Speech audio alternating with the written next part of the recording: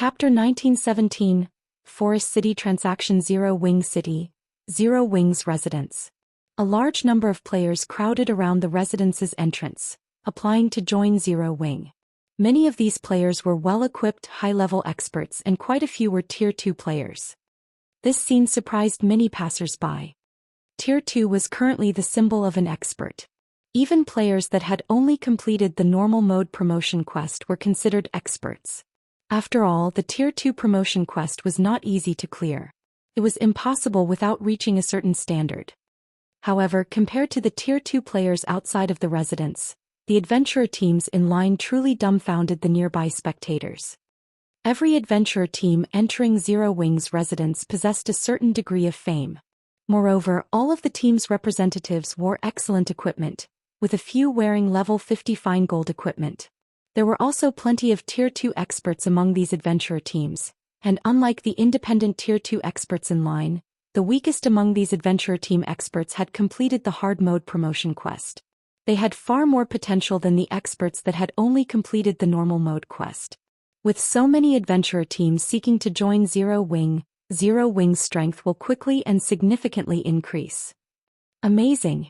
I've seen more than 20 adventurer teams entering the residence thus far. Combined, these adventurer teams have even more overall combat power than third-rate guilds. Hopefully Zero Wing doesn't accept too many. Otherwise, independent players like us will have a much slimmer chance of joining the guild. The independent players in line were excited and worried as they watched the various adventurer teams following after Zero Wing's representatives. Now that Zero Wing City had revealed its powerful defenses, countless players wanted to develop in the city. Zero Wing's future was clear. Even if the guild lost its position in the Or Empire, its standing in Star Moon Kingdom would be unshakable. To the general populace, Zero Wing was even stronger than a first-rate guild that occupied 2 or 3 kingdoms. A first-rate guild that occupied 2 or 3 kingdoms might have a lot of resources, but its development couldn't be considered stable. There was still a very high chance that other guilds would steal its resources. However, that was not the case for Zero Wing. As long as Zero Wing City stood, the guild's position in the kingdom would remain stable. With how powerful Zero Wing City's defenses were, it was very hard to imagine any power capturing or destroying the city. Even if a power were capable of doing so, it wouldn't likely be interested in a backwater country like Star Moon Kingdom. They'd definitely set their sights on better territories. While the crowd outside of the residence discussed Zero Wing's future, 2 women emerged from the residence. The moment these 2 women appeared, the crowd outside went into an uproar. This reaction wasn't due to the women's peerless beauty, but because of the guild emblems pinned to their armor. Not only did they wear mysterious iron guild emblems, but the emblems also radiated a dark purple glow. In Zero Wing, normal members didn't wear glowing guild emblems. Players would only get a glowing emblem once they became one of the guild's elites, their emblem emitting a light blue glow. The guild's core members wore guild emblems that gave off a light purple glow. Only the players who ranked in the top 10 of their class would wear a dark purple glowing emblem. Zero Wing's class rankings were determined by one's contribution to the guild and their combat power. Hence, the rankings were an incredibly reliable method of spotting an expert. The fact that these 2 women wore dark purple glowing guild emblems meant that they both had extremely high positions in Zero Wing. These 2 women were none other than Thoughtful Rain and Blue Bamboo.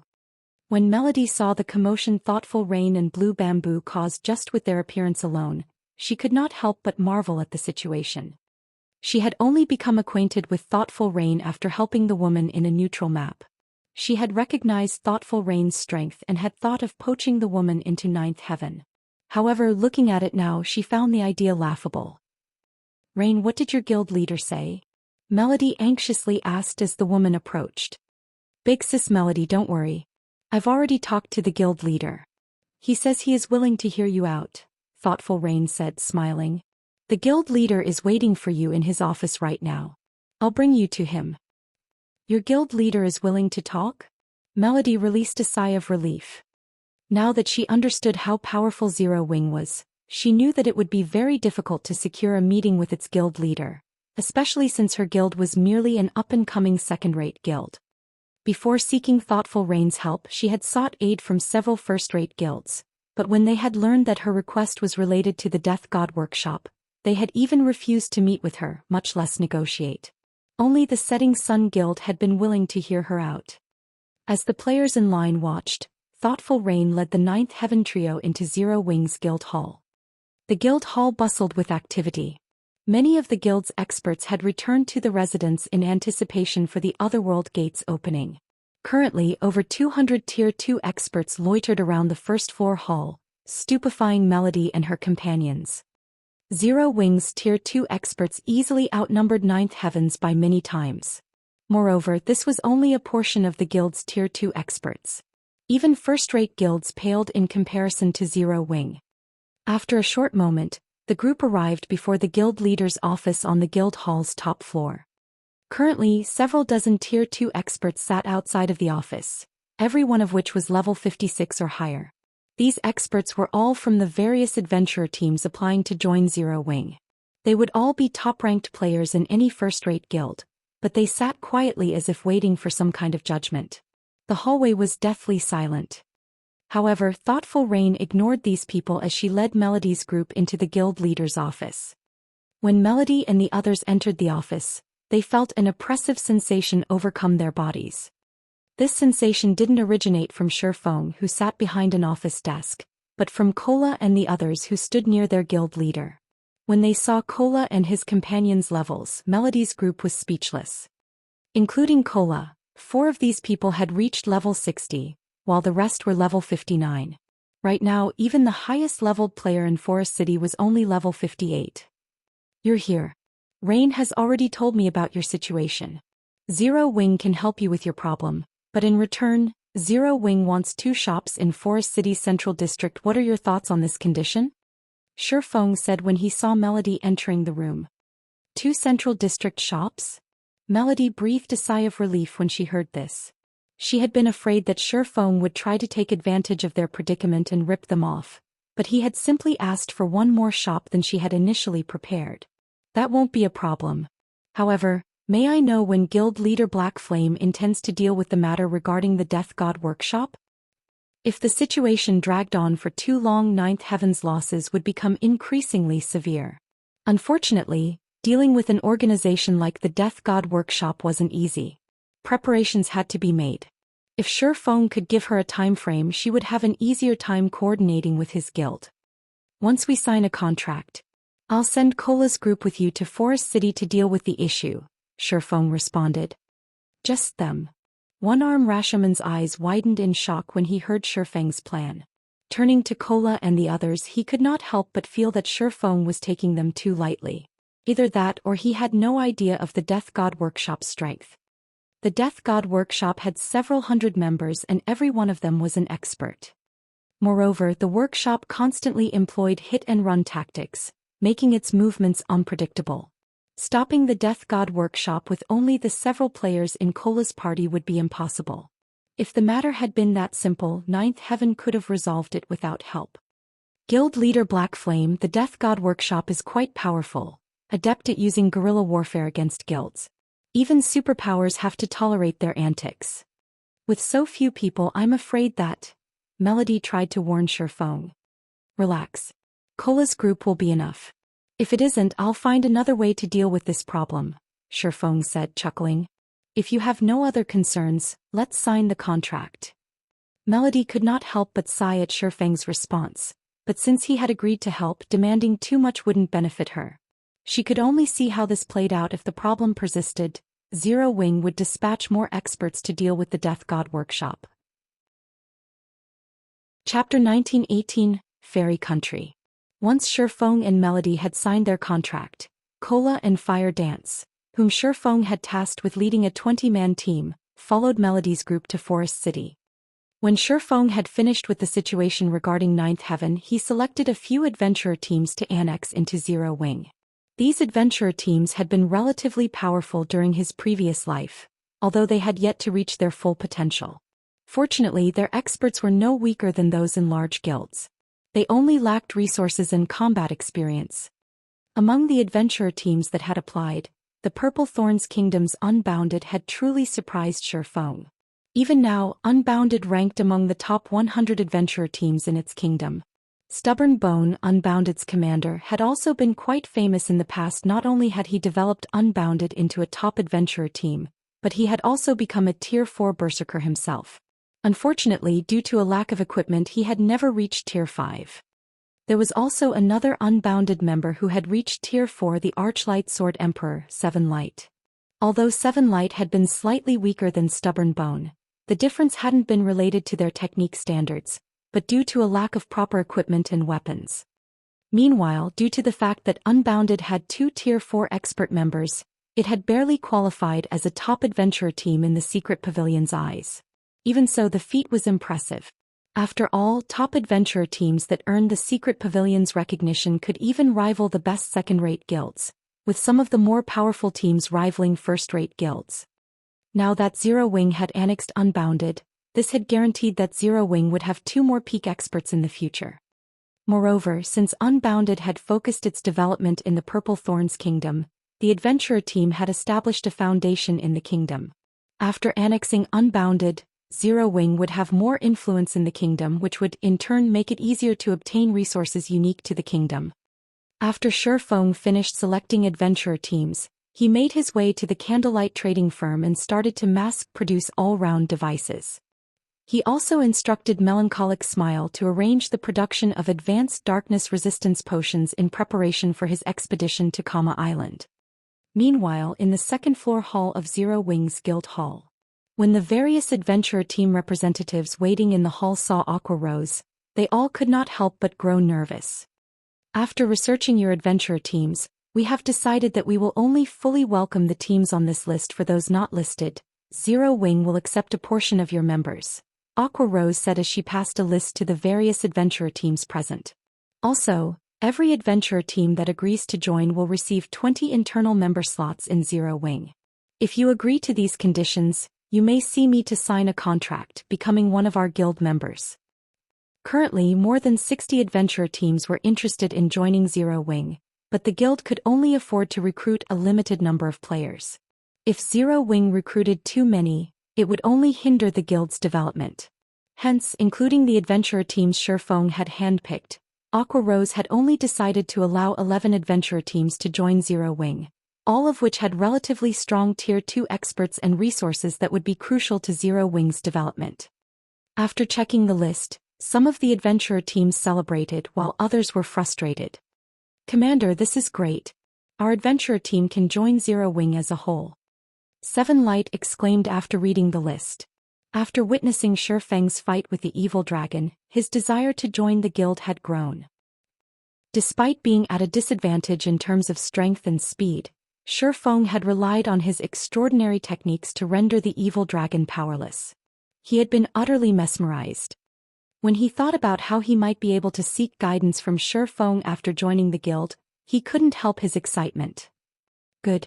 For now, I'll go and apply to form a 1,000-man legion with Zero Wing while you head back and prepare our players to migrate to Zero Wing City. From now on, we'll operate out of this city. Stubborn Bone was just as elated. Even before applying to join Zero Wing, he had heard that Zero Wing offered amazing benefits to its players. When he had stepped into Zero Wing's residence, he had learned that the reality was even better than the rumors. Not only did Zero Wing's members have priority when using the battle arena's combat rooms, but they could also rent advanced combat rooms in exchange for GCPs. As long as they had enough GCPs, they could even learn all kinds of combat techniques. However, what surprised him the most was Zero Wing's guild warehouse. There were even level 55 and 60 dark gold weapons and equipment available for purchase. Of course, guild members had to have enough GCPs and sufficient status to buy these items. Only core members were allowed access to top-tier items. Even so, elite members could purchase level 55 and 60 fine gold weapons and equipment. Moreover, Zero Wing's members had a variety of methods to earn money. Not only were a ton of high-ranked quests available in the guild's various residences, but there were also plenty of guild transportation quests available in Silverwing City. These guild transportation quests awarded far better remuneration than the transportation firm's quests for non-guild members. With all of these resources, Stubborn Bone even had hope of becoming a peak expert in God's domain. However, he wanted to get Unbounded's member settled in Zero Wing City first. Then he would do everything he could to raise his position in the guild. He could only secure more resources to grow by doing so. All of the adventurer teams that joined Zero Wing would start as normal members, and commanders were no exception. Meanwhile, in the fairy country, a neutral map far away from Starmoon Kingdom, under Melody's lead, Cola and the others finally arrived at the fairy country's forest city. This place is so prosperous. It seems like there are so many more players here than in Starmoon City. Shadowsword was a little surprised to see half-beastmen and half-elves filling the streets. Fire Dance and the others nodded in agreement.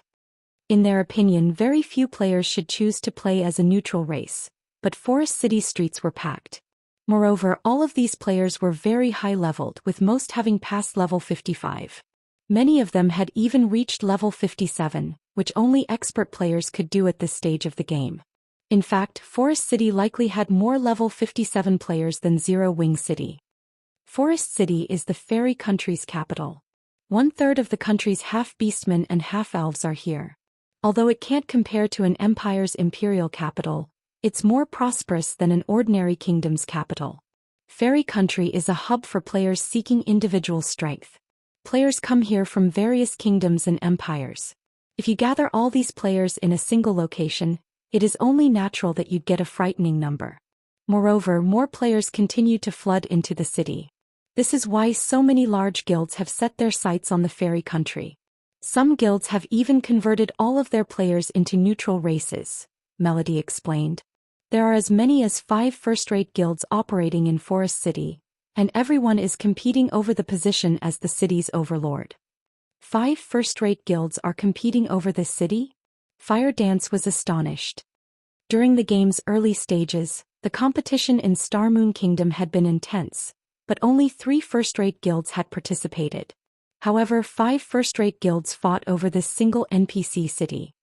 Of course, Fire Dance recognized Forest City's value. Not long after Melody introduced Fire Dance and her team to the mesmerizing Forest City, she received a message. As she read it, Melody's expression darkened. Has something happened? Fire Dance asked when she noticed the change. I've just received a report stating that the Death God Workshop has taken action yet again. Just some time ago, the workshop ambushed one of our 1,000-man teams while it raided a field boss, Melody said grimly. The Death God Workshop? Hearing Melody's words, a joyful smile lit up Fire Dance's face as she asked, Can you take us there now? Now. Melody was stunned for a moment. We're pretty far from the ambush site. By the time we arrive, they will be gone. Moreover, the Death God Workshop only dispatched a 100-man team this time, and every member is an expert. With just the 20 of you, I'm afraid that... It's fine. Just lead us there to take a look, Fire Dance gently demanded with a calm smile. Chapter 1919, Battlefield of Monsters. Hearing Fire Dance's confident tone, Melody sent one-arm Rashomon to organize a team. While she understood that Fire Dance and the others were extraordinarily strong, the Death God Workshop was not a simple opponent otherwise. Forest City's various first-rate guilds wouldn't have such a massive headache over the workshop. It should be known that the Death God Workshop had ambushed those guilds' teams many times, but the workshop's members were quite cunning. Despite doing all they could to retaliate, their efforts had been wasted on a few small fries. They couldn't reach the Death God Workshop's core. This was also why only the super first-rate guild Setting Sun, of all the guilds she had reached out to, had been willing to help them. However, the Setting Sun's price was just vicious. Accepting Setting Sun's offer was no different than giving the guild, which she had gone to great lengths to develop, away. She would never agree to such a thing. Meanwhile, with how many members the Death God Workshop had mobilized to ambush Ninth Heaven's 1,000-man team, they'd suffer a massive loss if Fire Dance and her companions actually found the workshop's members. Hence, as a precaution, she had decided to take some of her people along. She couldn't afford to let Fire Dance and the others die so soon after reaching Forest City. It would be hard to explain to Zero Wing. Due to time constraints, one-arm Rashomon was only able to gather a little over 200 experts from the guild before Melody led Fire Dance and the team to Wisp Cemetery, a level 60 to 75 map some distance from Forest City.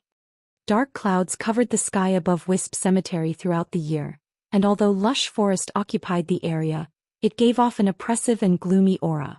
However, since this was a high-resource map, many guilds often grinded and collected resources here.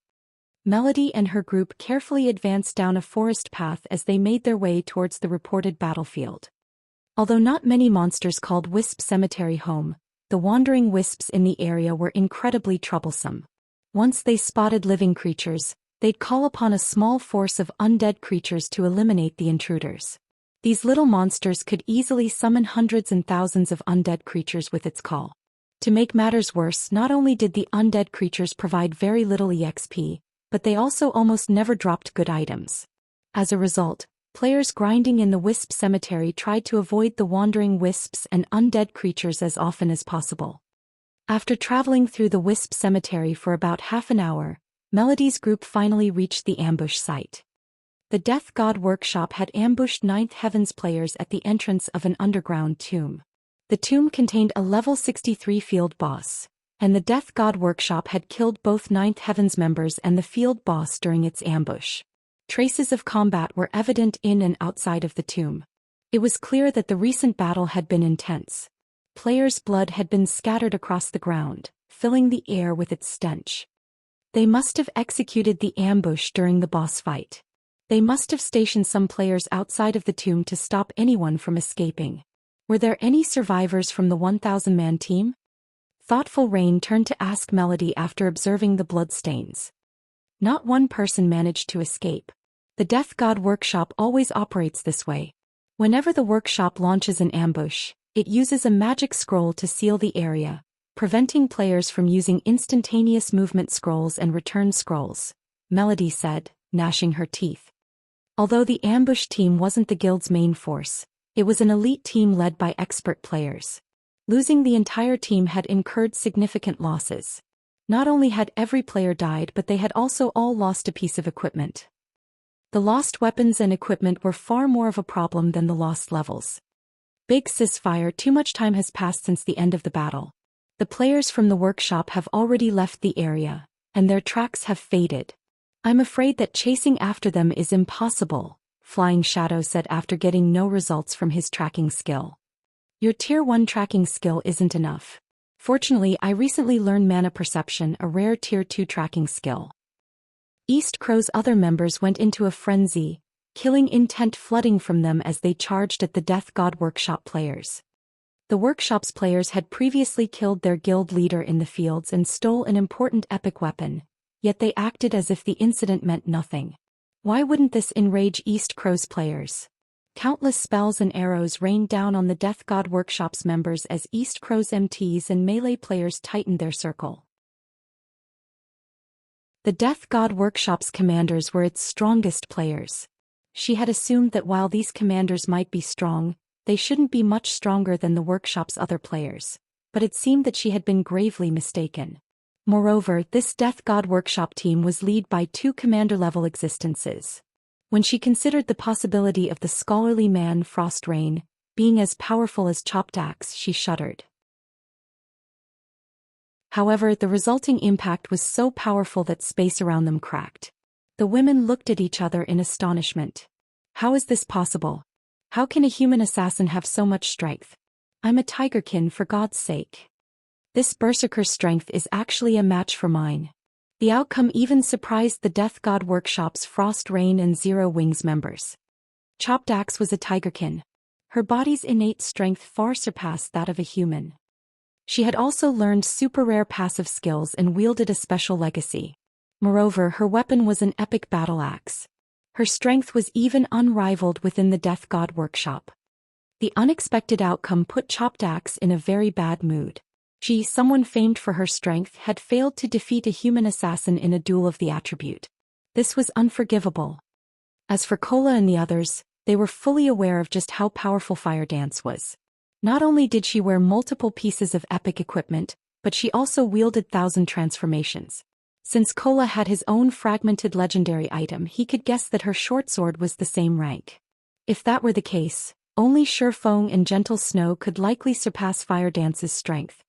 Yet despite being so powerful, Fire Dance's clash with the Tigerkin Berserker had ended in a tie.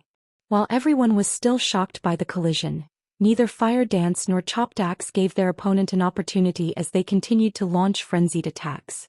For a time, after images of Fire Dance's short sword and Chopped Axe's axe filled the battlefield. Chopped Axe had better techniques than Fire Dance, and it was evident that she had reached the flowing water realm. She could perceive Fire Dance's attacks as soon as the human assassin began to execute them. However, Fire Dance was an assassin. Strength wasn't her forte. Her true power lay in her speed, so even though the Berserker could read her movements, she still had an advantage with her movement speed, making up for her weaker combat standard. Despite such a thrilling battle, where her life would be forfeit if she made a single mistake, Fire Dance very much enjoyed this moment. Throughout this battle, she recognized many of her deficiencies and perfected her techniques. Fortunately, the same could not be said for Chopped Axe. She could only watch, displeased, as the human assassin continued to improve as they dueled. "You dare use me as a grinding stone? Do you think I will give you enough time to grow stronger?" Chopped Axe immediately activated her berserk skill, Savage God's Power, her muscles rapidly expanding. In the blink of an eye, she transformed into a 3-meter-tall giant. At the same time, an extra crimson battle axe had appeared in her hand, radiating waves of bone-chilling mana. "You are the first person in the fairy country to force me to use this move. Now go to hell." Chopped Axe then swung her blades in a powerful downward slash towards Fire Dance. Tier 2 Taboo Skill, Meteoric Annihilation. Suddenly, over a dozen crimson axes descended from the sky, each carrying the weight of a mountain. In response, Fire Dance activated Power of Darkness before brandishing 1,000 transformations, sending countless water whips at the falling axe blades. Domain Skill, Water Binding. Chapter 1922, Painful Lesson. When the two powerful skills clashed, an intense shockwave shook the ground and the surrounding players. At the same time, the ground at the epicenter of the collision shattered and crumbled, a huge crater forming around the two women. Shockingly huge cracks spread out from the crater. There simply was no comparison between this clash and the numerous exchanges the two had before. As the attacks of Meteoric Annihilation and Water Binding disappeared, Fire Dance's and Chopped Axe's figures emerged, standing quietly inside the crater. Although both sides remained completely unscathed, the expressions both women wore were completely different. One of them incomparably excited and the other astonished. "This assassin actually stopped my strongest skill?" At this moment, Chopped Axe's complexion turned ashen as she looked at Fire Dance, her earlier sense of ease gone. Meteoric Annihilation was a Tier 2 taboo skill. Combined with her berserk skill, she could send even a Grand Lord of the same level stumbling back. She was extremely confident in this move of hers and believed that no player could receive it head-on. Yet, despite Fire Dance being only an assassin, not only did the female assassin manage to stop her attack without receiving any damage, but she had even done so without using Vanish, a well-known life-saving skill of the assassin class. This was definitely an outcome that Chopped Axe could neither accept nor tolerate. However, after Chopped Axe's skill came to an end, Fire Dance's water binding was still in effect. The assassin immediately sent water whips at Chopped Axe, one after another, each whip containing strength surpassing Fire Dance's own. In the blink of an eye, 6 whips lashed at Chopped Axe from multiple directions, attacking so fast that the Tigerkin Berserker was forced to use her battle axe to defend herself. For a time, Chopped Axe actually fell into a disadvantage and could only focus on defending herself. Amazing! She is actually suppressing Chopped Axe all by herself? Melody was filled with an indescribable sense of surprise as she watched the battle between Fire Dance and Chopped Axe. She never thought that Fire Dance was this strong. Meanwhile, Troubled Madness, who was spectating the battle from afar, was goggling in shock. He simply could not bring himself to believe that Chopped Axe, the person who had freely slaughtered East Crow's members before, could only focus on defense now. Moreover, at this moment, Chopped Axe wasn't the only person at a disadvantage. The other Death God Workshop members were also engaged in a bitter battle with the other Zero Wing members. Despite the Death God Workshop members' numerical advantage, they were no match for their opponents at all, dying one after another. Shortly after Fire Dance started suppressing Chopped Axe, the half-elf Frost Rain finally made his move. After activating his berserk skill, he began chanting an incantation and drawing line after line of divine runes. A moment later, ice swords appeared in the sky one after another, easily numbering more than 20. These ice swords then descended on Fire Dance. At the same time, a thick wall of dirt formed around the female assassin, preventing her from escaping the ice sword's AoE. Due to the ice swords, Fire Dance gave up on attacking Chopped Axe. Instead, she had her water whips circulate around herself, forming a defensive barrier that kept the ice swords away from herself.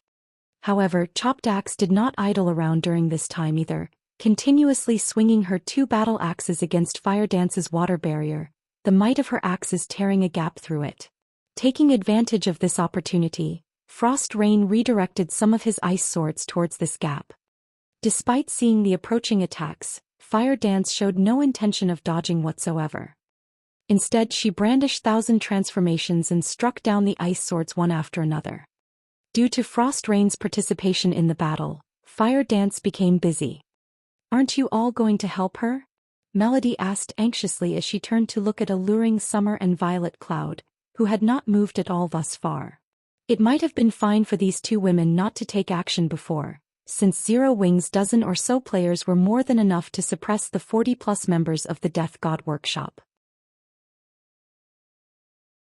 There is even a video recording uploaded with the forum post, although the video only shows snippets of the battle. The ones that got defeated are indeed the commanders and members of the Death God Workshop. Moreover, the Death God Workshop hasn't issued any denials up to now, so it must be true. Zero Wing is amazing. It is actually able to ambush and defeat the Death God Workshop's members. I wonder what kind of guild Zero Wing is. Why haven't I heard about it before this incident? Chapter 1924, Foundation Investigation. Frost Rain suddenly felt a chill enveloping his entire body at the old man's words. He immediately retold the battle, careful not to miss out on even the slightest detail. "I see." The old man narrowed his eyes as he caressed his white beard. "A guild from Starmoon Kingdom, is it? An outside guild dares meddle in the matters of our Death God Workshop. Chief, why don't I bring a team to take care of them?" A 2.5-meter-tall bearkin berserker said suddenly.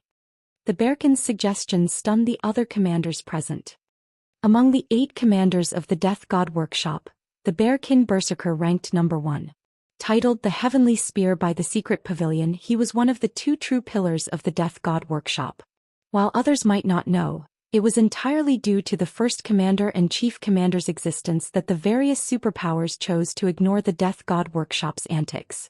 Otherwise, with the strength the various superpowers possessed, they would have long since taken care of the Death God Workshop. Yet now one of the Death God Workshop's pillars was proposing to take action himself. The other commanders present were naturally surprised by this situation. "Forget it. We'll stop harassing Ninth Heaven temporarily. We'll decide how we should proceed after we have conducted a thorough investigation of Zero Wing," the old man said, shaking his head. "Moreover, even if we don't take action, Zero Wing will still encounter a lot of trouble from this point onward. The waters of the fairy country are much deeper than they think."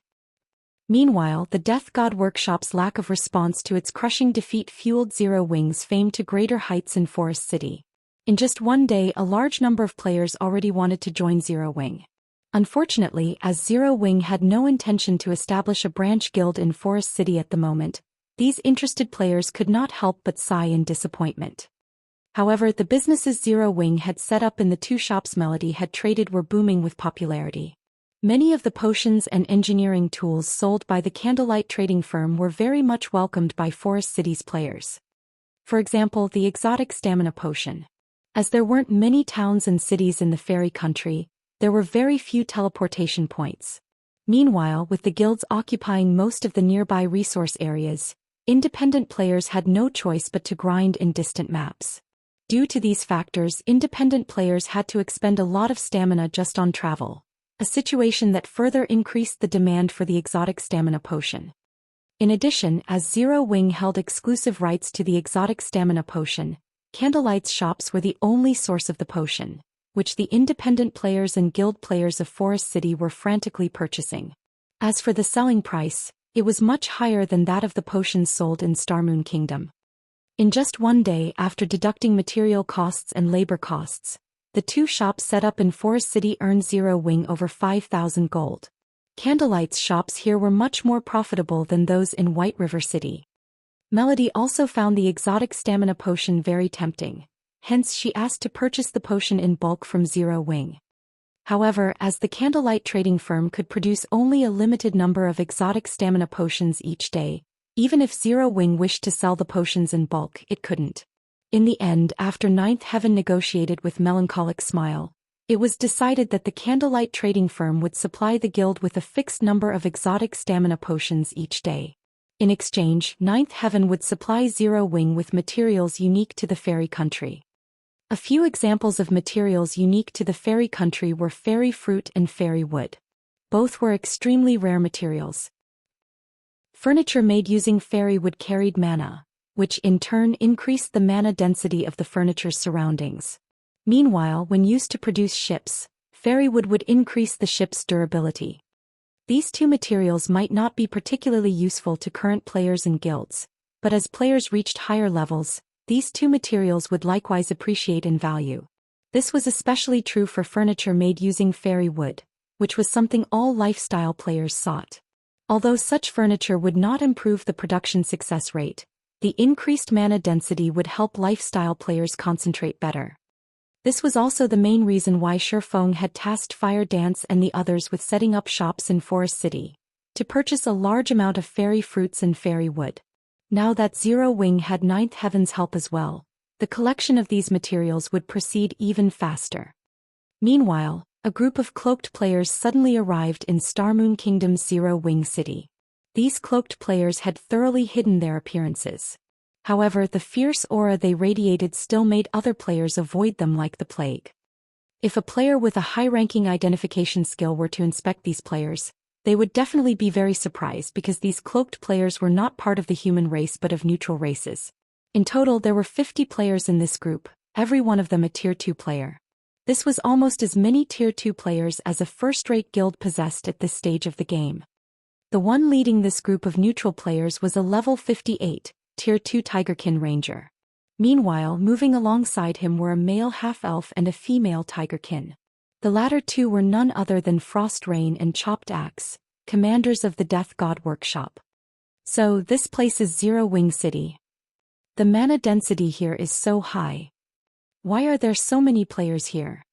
The Death God Workshop's members were filled with surprise as they observed the crowded streets of the city. Although they had seen NPC cities with much higher player populations, this was their first time seeing a guild town or city with so many players. Moreover, a considerable portion of these players were experts. There were also plenty of Tier 2 players roaming about the city. The situation here was completely different from any guild town they had visited before. However, the most surprising aspect of 0 wing city was still its mana density, which greatly surpassed even the fairy country's most mana-dense area. Alright, enough sightseeing. Our goal here isn't to tour 0 wing city, the Tigerkin Ranger said in a cold voice. We only have one goal this time, and that is to get a clear idea of 0 wing's strength. The chief commander has also stated that, if need be, we should exhibit a portion of our strength to let 0 wing know that the Death God Workshop's reputation is not for show. Frost and Axe, that goes double for you too. If you don't perform well, you should know what kind of person the chief commander is. When Frost Rain and Chopped Axe heard the ranger's words and thought about the chief commander's means of doing things, their bodies shuddered involuntarily. They couldn't offer any rebuttals to Light Cloud, the Tigerkin Ranger. While part of the reason for this was the intense aura he gave off, another part was him being the second-ranked commander in the Death God Workshop. In terms of combat standards, Light Cloud far surpassed the two of them. The other Death God Workshop members also nodded silently and sorted out their emotions. They immediately followed Light Cloud to investigate 0 wing's residence. When the group arrived on the top floor of a high-class restaurant adjacent to 0 wing's residence, Light Cloud used a high-ranking identification skill to observe the situation inside the residence. However, the moment Light Cloud did so, he fell into a daze. This was because 500 Tier 2 players stood in the residence's front courtyard at this moment. Meanwhile, Even the weakest piece of equipment these players wore was level 50 fine gold rank, while the majority of these players sported level 50 dark gold equipment. Currently, these 500 Tier 2 players were standing at attention before a man. When Light Cloud tried identifying this man, he could not see any information about him aside from his name, Black Flame. Even so, he could distinctly feel an indescribable sense of danger from the man even from several hundred yards away. Cloud. What's the situation inside Zero Wing's residence? Frost Rain and Chopped Axe could not help but ask curiously after Light Cloud remained silent for a long time. Chapter 1925. Frightening Numbers. Despite hearing Frost Rain and Chopped Axe's question, Light Cloud remained completely silent as he stared at the rows of Tier 2 players inside Zero Wing's residence. How is this possible? Is Zero Wing really just equal to a first-rate guild? This thought echoed continuously in Light Cloud's mind. 500 Tier 2 players. To the current first-rate guilds, this number was beyond impossible to achieve. Even the Death God Workshop had only a little over 60 Tier 2 players right now.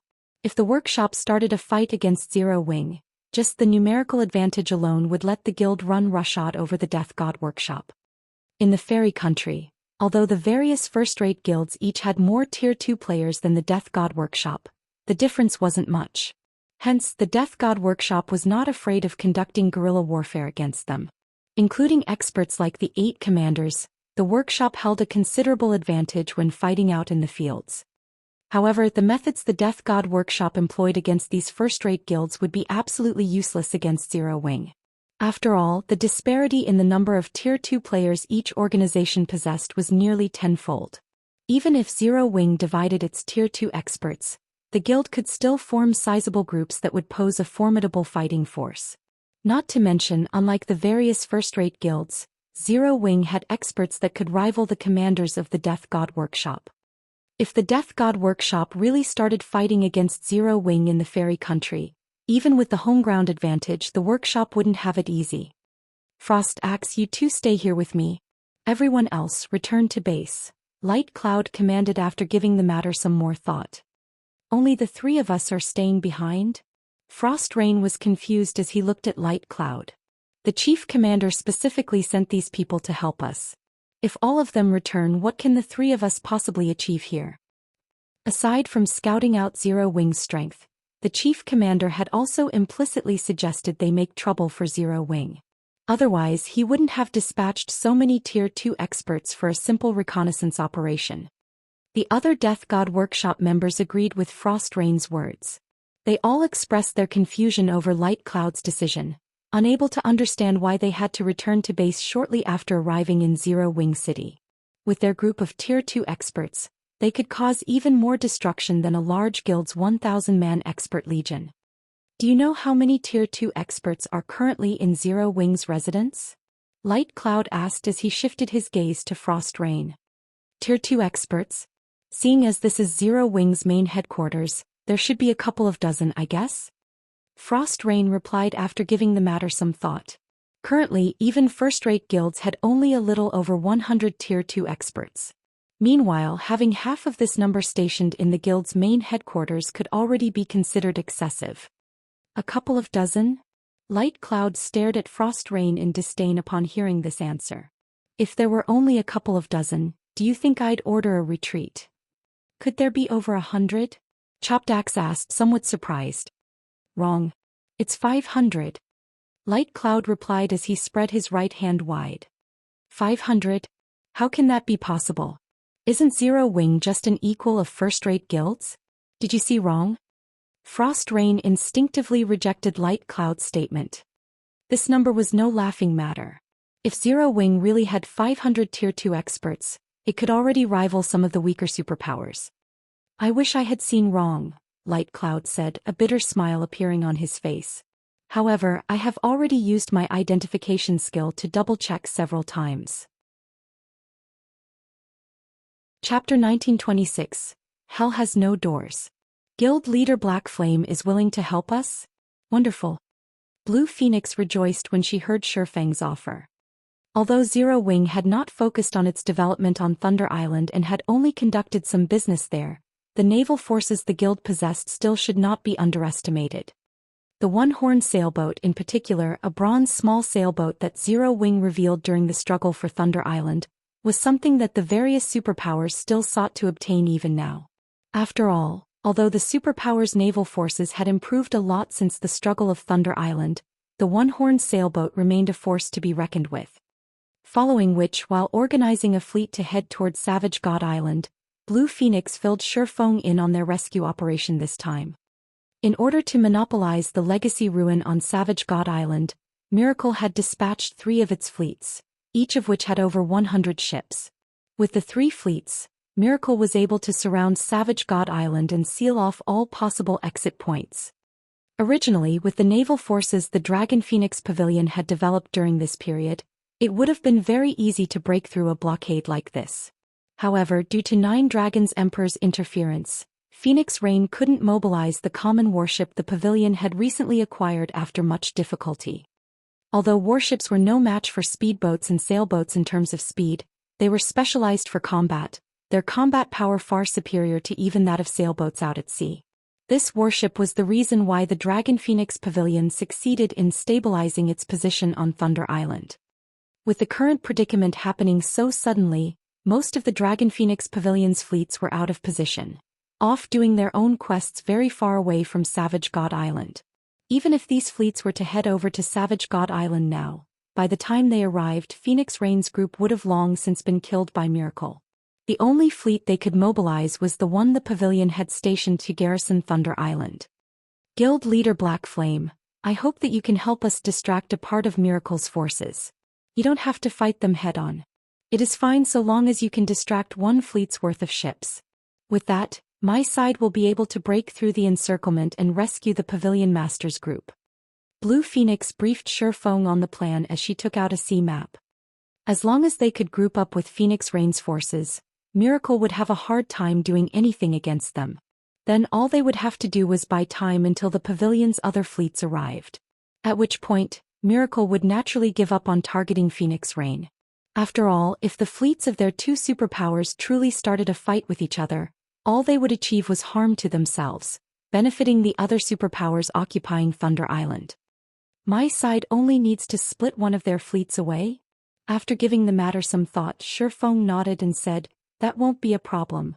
We'll do our best to keep them busy for as long as possible.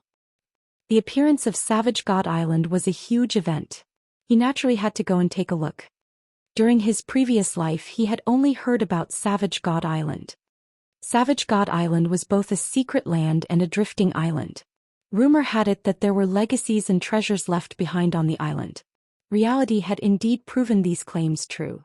Regardless if it were legacies or treasures, both could allow a guild's strength to skyrocket.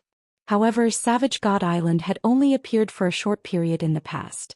By the time the various large guilds had shifted their focus to the sea, Savage God Island had long since become a legend. In the end, only the superpowers back then had managed to gain some harvest from it. Chapter 1927, King of the Seas. Retreat. All ships maintain a distance from the enemy and break through the encirclement with everything you have. Absolutely do not let enemy ships close in on you. Blue Phoenix commanded hurriedly when she saw the approaching bronze and mysterious iron speedboats. The attacks of ships had very long cooldowns. Moreover, while these attacks were effective against sea monsters, they were not as effective against players. After all, the attacks of ships were very monotonous with long preparation times. Expert players could easily avoid them. Hence, if a ship allowed enemy players to get close, it would no longer be able to exert its might. Then the outcome of the fight would be decided by a fight between the players of both sides. The Dragon Phoenix Pavilion had received a report stating that Miracle had obtained a secret sea-based legacy and had used said legacy to nurture a large group of experts specialized in naval combat, which was very likely to be the Legion Wild Aggression led. Otherwise, Wild Aggression would have no reason to close the distance between their 2 guilds' fleets and waste time on a battle between players. Rather than risk dying to random cannon fire, it would be much better for Miracle's ships to simply bombard them with their own cannons. Although doing so would damage the pavilion's ships and reduce the harvest Miracle could gain, this method was comparatively safer. Under Blue Phoenix's command, The pavilion's ships maintained a steady bombardment while simultaneously keeping their distance from Miracle's ships. For a time, the Water Ghost Legion's speedboats couldn't approach the pavilion's ships at all. What a bunch of slippery eels. You sure know how to run away. Whenever the Water Ghost Legion's speedboats got too close, Blue Phoenix's ships would accurately launch a round of attacks that forced the Legion's speedboats to either reduce their speed or swerve to avoid the attacks. This, in turn, opened the distance between the two fleets. You wish to escape? Try it if you can. We have long since set up a magic barrier around this area. Not a single one of you should think of leaving this place alive. Wild Aggression bellowed in rage when he saw that the distance between their two guilds' fleets was not shortening at all. Activate the magic array. Following Wild Aggression's command, walls of ice suddenly started emerging from the ocean surface, blocking off the direction Blue Phoenix's and Shifeng's fleets were heading. The ice walls were over a dozen meters tall and several meters thick. Moreover, they kept expanding into the surroundings. It was simply impossible for the ships to break through this barrier. The glacier seal? Shifeng felt a little surprised when he saw the gigantic ice barrier forming a distance away from his fleet. The glacier seal was the product of the glacier orb, a rare magical tool meant for naval combat. However, activating the glacier seal required 100 glacier orbs. Moreover, each activation cost 10,000 magic crystals. Once activated, the glacier seal would lock down a 5,000-yard radius for 30 minutes. Only small sailboats ranked Secret Silver or higher and warships at Mysterious Iron and above could break through the glacier seal. All ships gather together. Do not engage the enemy by yourself. Make sure to operate in 2-man units or more. Blue Phoenix understood that escape was already impossible. Now that they had been cornered, the only thing they could do was concentrate their forces and hope for the best. Moreover, players could not use return scrolls while on a ship. Only after jumping into the ocean could they use one. However, return scrolls had very long activation times. If they tried something like that, Miracle's ships would shoot them like fish in a barrel. Hence their only choice was to fight to the death. Guild leader Black Flame, I am truly sorry for this, Blue Phoenix said, looking at Shifeng apologetically. Later on, my fleet will delay Miracle for as long as possible, so you should store away a portion of your ships. Once the ice barrier is gone, you can try to use those remaining ships to flee this place. At that time, Miracle will most likely not bother to give chase. After saying so, Blue Phoenix quickly had her ships fall into a defensive formation, separating Miracle's fleet from Zero Wing's fleet entirely. With this, if Miracle wanted to target Zero Wing, it would have to go through her ships first. Do you think our Water Ghost Legion will let Zero Wing's members escape? A level 57 Tier 2 Berserker who was a team leader from the Water Ghost Legion sneered. Use instantaneous movement scrolls to break through the defensive line. Prioritize killing all of Zero Wing's members. Let's see what the Dragon Phoenix Pavilion can do about it. After this team leader said so, a 100-man team from the Water Ghost Legion immediately used instantaneous movement scrolls after arriving at a location a short distance away from Blue Phoenix's ships. In the blink of an eye, this 100-man team broke through the defensive perimeter Blue Phoenix erected and appeared above Zero Wing's one-horned sailboat drawing their weapons. These Water Ghost Legion members revealed sinister smiles. Meanwhile, the Berserker team leader unsheathed the blood-stained greatsword slung on his back. When he did so, a faint layer of water vapor appeared around it. This was none other than the power of the sea-based legacy he had acquired. Tier 2 passive skill Flowing Water Blade. So long as the owner of this skill was in a sea zone, the skill would increase their strength by 30%, attack speed by 40% and attack range by 50%. Zero Wing, it's time to put an end to your game of friendship with the Dragon Phoenix Pavilion. Who'll be the first to die to my blade? The Tier 2 Berserker Spirit Ox said, grinning sinisterly as he glanced at the Zero Wing members before him. However, just as the Water Ghost Legion members thought that they would get to watch their team leader start a slaughter and were about to let out a cheer, a faint blue streak of light suddenly passed through the space where Spirit Ox stood. In the next moment, his tall and muscular body split in half, the top half sliding smoothly into the ocean below and disappearing with a splash of seawater. At this moment, it was as if the entire world had frozen over as silence filled the battlefield. The Water Ghost Legion members standing on the one-horn sailboat's deck couldn't utter a single word as they gaped at their team leader's bisected body, their eyes as wide as saucers. Even the level 50 fine gold chest armor their team leader was proud of had been cut through cleanly, the cut surface as smooth as a mirror. A short moment later, blood started spewing out from the lower half of Spirit Ox's body, dyeing the entire deck he stood on in crimson. "You people sure speak a lot of nonsense. Didn't you want to fight? Come at me together then." Aqua Rose, who was clad in dark blue robes and held an aqua blue crystalline staff, said with an indifferent expression. Team leader Ox got instant killed. "Is she a monster? I didn't even see her chant an incantation. How did she cast such a powerful spell?" "Everyone, don't be afraid. That kind of spell must be a sure kill spell. She should not be able to use it again within a short while. Besides, even if she is a monster, we're out at sea right now. This is our playing field. If we work together, there is no way we'll lose to one person." "Right. Even sea monsters are no match for us. Kill. Let Zero Wing know the might of the Water Ghost Legion." The Water Ghost Legion members present were all experts of miracle. Moreover, they had all obtained a sea-based legacy. Setting aside their combat power on land, they were confident that they could contend against even peak experts with ordinary classes when fighting out at sea.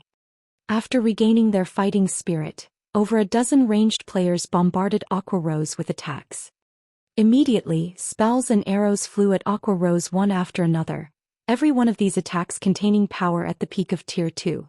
A Tier 2 metric tons of the same level would not survive such a bombardment easily, not to mention a Magicka class player. Just as the approaching melee players were wondering why Aqua Rose was not reacting to the incoming attacks, the spells and arrows actually started disappearing after getting within half a yard of her. It looked as if something was devouring these attacks one after another.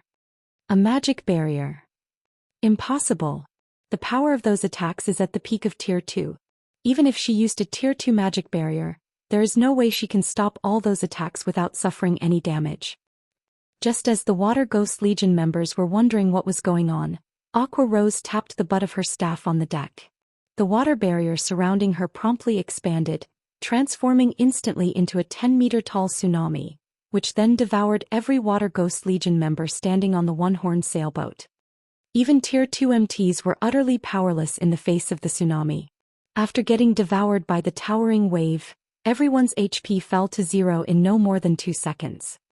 In the blink of an eye, all 100 Water Ghost Legion members were killed, leaving behind a bunch of ownerless weapons and equipment on the deck. Chapter 1928, Tier 3 Combat Power. When the Water Ghost Legion members on the one-horned sailboat were annihilated, the other Water Ghost Legion members who were fighting Blue Phoenix's forces could not help but gasp. Isn't the opponent only a single person? How did they get killed so easily? She must have used a powerful spell. Even Tier 2 MTs didn't survive her attack. Did she use some kind of over-tier spell? Questions flooded the Water Ghost Legion members' minds as they looked at Aqua Rose. Due to their sea-based legacies, both their attack power and defense were greatly enhanced when fighting at sea. In addition, their combat standards were superior to ordinary experts. Overall, their Tier 2 members should be able to contend against peak experts. However, Aqua Rose had still killed the several Tier 2 members, who were part of the 100-man assault team instantly. What are you all afraid of? The enemy is just one person. Since fighting her at close range is impossible, then switch to ranged attacks. She is bound to run out of mana and stamina sooner or later. Wild Aggression barked strictly, a slight frown forming on his face. While Aqua Rose's strength did indeed make it more difficult for them to wipe out Zero Wing's forces, they still had an absolute advantage in numbers. The outcome of this battle wouldn't change just because of one person. After Wild Aggression finished speaking, another 100-man team from the Water Ghost Legion teleported to the one-horned sailboat. Obedient to Wild Aggression's command, several dozen ranged players started attacking Aqua Rose from a distance. Although Aqua Rose's spells were powerful, she would have difficulty retaliating when targeted by so many attacks. Moreover, with such a great distance between them, dodging her single-target spells would be much easier. Suddenly, over 100 projectiles flew at Aqua Rose from multiple directions. At this time, however, Aqua Rose completed incanting a spell. Opening her eyes, she said, "Go." Following which, a gigantic ball of water formed above her head, then shot out countless jets of water that struck down every projectile sent at her. Dozens of water jets also flew at the Water Ghost Legion members. The water jets were so fast that they even broke the sound barrier. In the blink of an eye, the jets arrived before the Water Ghost Legion members. Tier 2 spell Rising Flow. Xiu, xiu, xiu. Although the Water God Legion members tried to block or dodge the water jets as soon as they noticed the attacks, the water jets were simply too fast. In addition, the water jets were so powerful that they even pierced through the ice walls, which a few elementalists had managed to erect in time, and the players standing behind the ice walls. Players struck by the water jets died instantly. When the few surviving Water Ghost Legion members who managed to dodge the water jets in time saw their companions collapsing, fear surfaced in their eyes.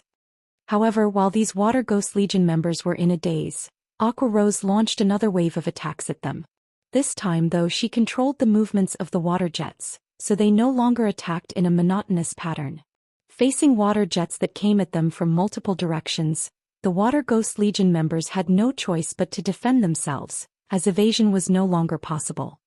However, the power of the water jets easily penetrated whatever defenses they raised. In the blink of an eye, the second 100-man team the Water Ghost Legion sent to deal with Zero Wing was annihilated. How is that possible? The other Water Ghost Legion members who were watching the battle from afar grew fearful and anxious as they looked at Aqua Rose.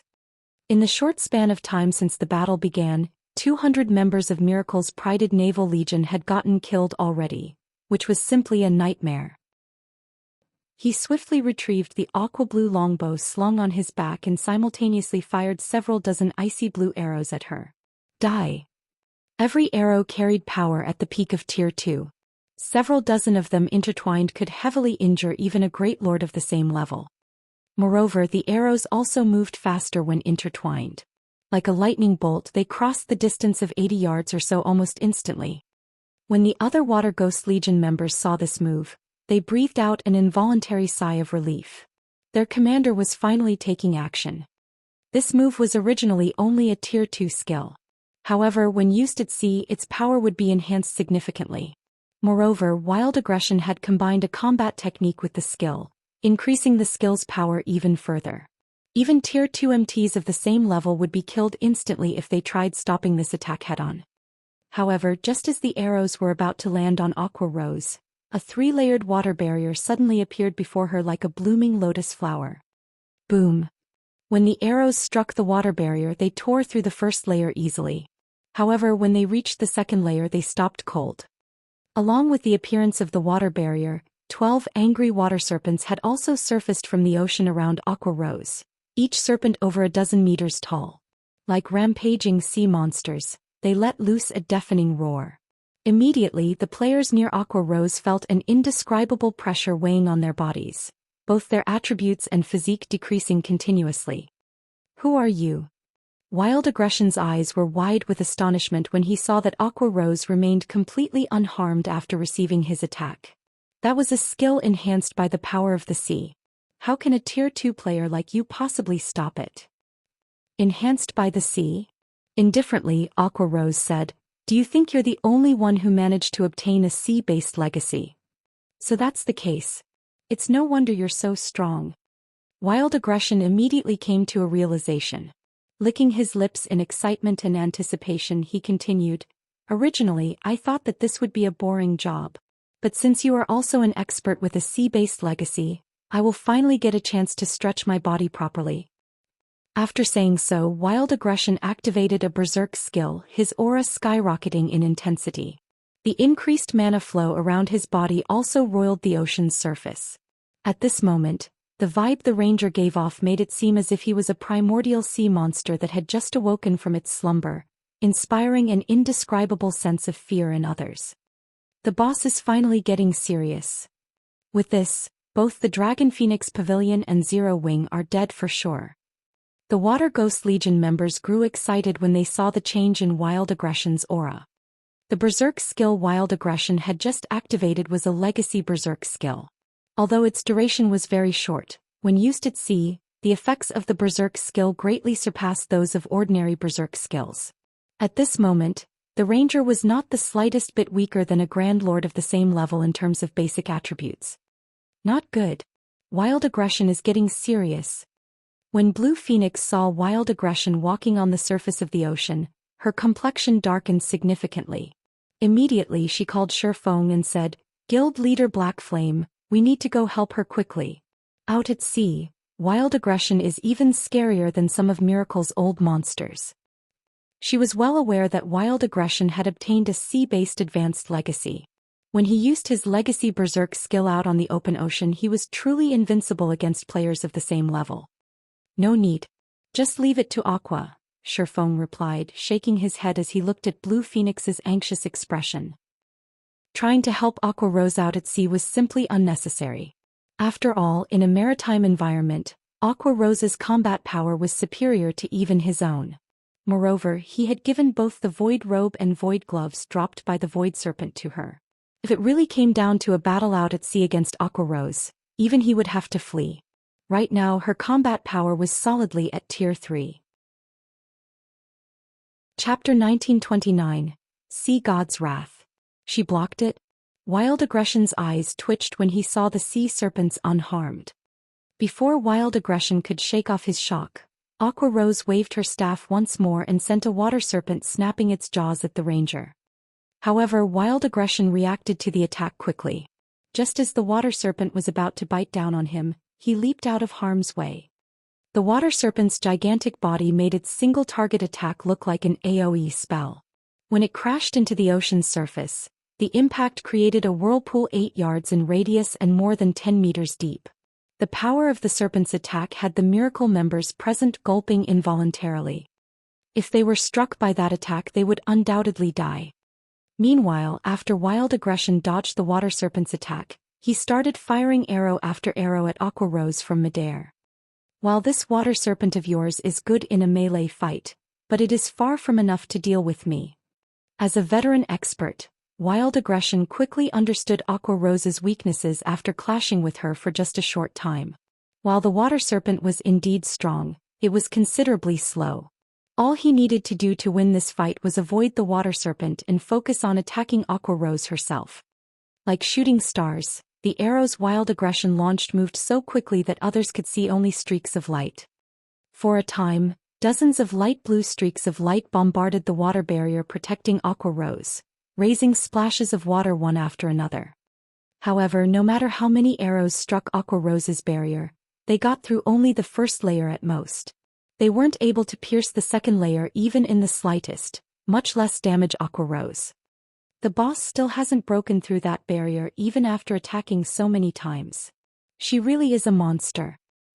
Even if the commander can't harm her, she can't harm the commander either. With the commander's combat standard and speed, that slow water serpent won't be able to touch even a strand of the commander's hair. The players observing the battle between Wild Aggression and Aqua Rose from a distance were mesmerized. The battle between these two players did not look like a battle between players at all, but more like a territorial struggle between two monsters of equal strength. No matter how many times these two monsters attacked each other, they failed to inflict any harm on one another. One is not enough? Raising her brow at Wild Aggression, Aqua Rose pointed her free hand at the ranger. Immediately, the remaining 11 water serpents all joined in on the attack. How can she control so many serpents? Wild Aggression's expression turned serious when he saw the approaching water serpents. Dealing with one water serpent was easy enough, as its attacks were somewhat monotonous. However, if all 12 water serpents were to attack simultaneously, the standard of the attack would undergo a qualitative transformation. Originally, Wild Aggression had thought that Aqua Rose could control only one water serpent properly. In that case, he could take advantage of the water serpent's slow attack speed to counterattack her. However, with all 12 water serpents attacking him now, he could only evade. He had no opportunity to attack Aqua Rose whatsoever. In the blink of an eye, Wild Aggression was placed in an absolute disadvantage. However, the thing that made him truly fearful was the fact that Aqua Rose's control over the water serpents improved as the battle went on, making it increasingly difficult for him to evade their attacks. At this rate, it was only a matter of time before the serpents devoured him. Fire the warship's cannons and kill her. It doesn't matter even if you destroy the ship she is standing on. Wild Aggression commanded, his eyes becoming bloodshot when he saw his depleting HP. Hearing Wild Aggression's order, the Miracle members controlling the giant crocodile warships sprang into action. After they aimed the warship's main cannon at Aqua Rose's position, the cannon started gathering a frightening amount of mana. The shot from the giant crocodile warship's main cannon was the warship's strongest attack. One hit from the main cannon could heavily injure even a Grand Lord-ranked sea monster or instantly obliterate an advanced speedboat. Meanwhile, as Aqua Rose was conducting her massacre, the distant Miracle members vanished without a trace. Even the glacier seal placed on the battlefield had disappeared. The sudden reversal of the battle thoroughly dumbfounded Blue Phoenix's forces. This situation overturned the Dragon Phoenix Pavilion members' understanding of naval combat. They had never thought that one person's strength would be enough to change the outcome of a near-hopeless battle. Moreover, Aqua Rose had even defeated the Water Ghost Legion with relative ease. Only Shifeng found this situation normal. The first reason for this shocking outcome was the extreme weakness of the ships that players currently possessed. While these ships might be useful against low-tiered players, against players at Tier 3 and above, their effects would be negligible. The second reason was Aqua Rose having the Sea God's Legacy, one of the strongest sea-based legacies in the game. In the past, it was precisely because of this legacy that the Freedom Alliance had managed to become an overlord of the seas. Otherwise, with the Freedom Alliance's strength, it would have long since been devoured by the various superpowers. Following which, Shifeng started going through the spoils of war. In the meantime, everyone else rested and prepared to enter Savage God Island.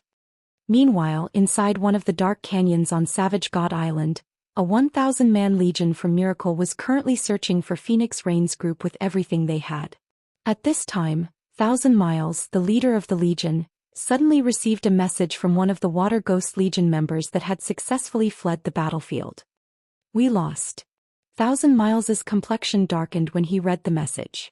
He simply could not believe it. Chapter 1930 Legacy Treasure. 1,000 Miles's expression sank even further after watching the battle video the Water Ghost Legion member sent him. How is she so powerful? The battle video showed Aqua Rose blocking the giant crocodile warship's main cannon all by herself. Moreover, she had even managed to damage the giant crocodile warship severely, as well as destroy several dozen speedboats. To make matters worse, she had done all these things with only one spell. Even large-scale destruction spells weren't capable of such a feat after all. Every speedboat had a certain amount of magic resistance. They were also made of very tough materials to be able to fight sea monsters. Nevertheless, Aqua Rose still managed to destroy the speedboats in one hit. This proved that her attack dealt additional damage to ships. Vice Guild Leader, did something happen? Silent March, who was currently dressed in a set of grey robes and had an aura of death surrounding her body, asked curiously when she noticed the grim expression on 1,000 Miles's face. Wild's ambush failed, 1,000 Miles replied as he forwarded the message he received to her. Moreover, it was a rout this time. Over 70% of the Water Ghost Legion's members died in battle.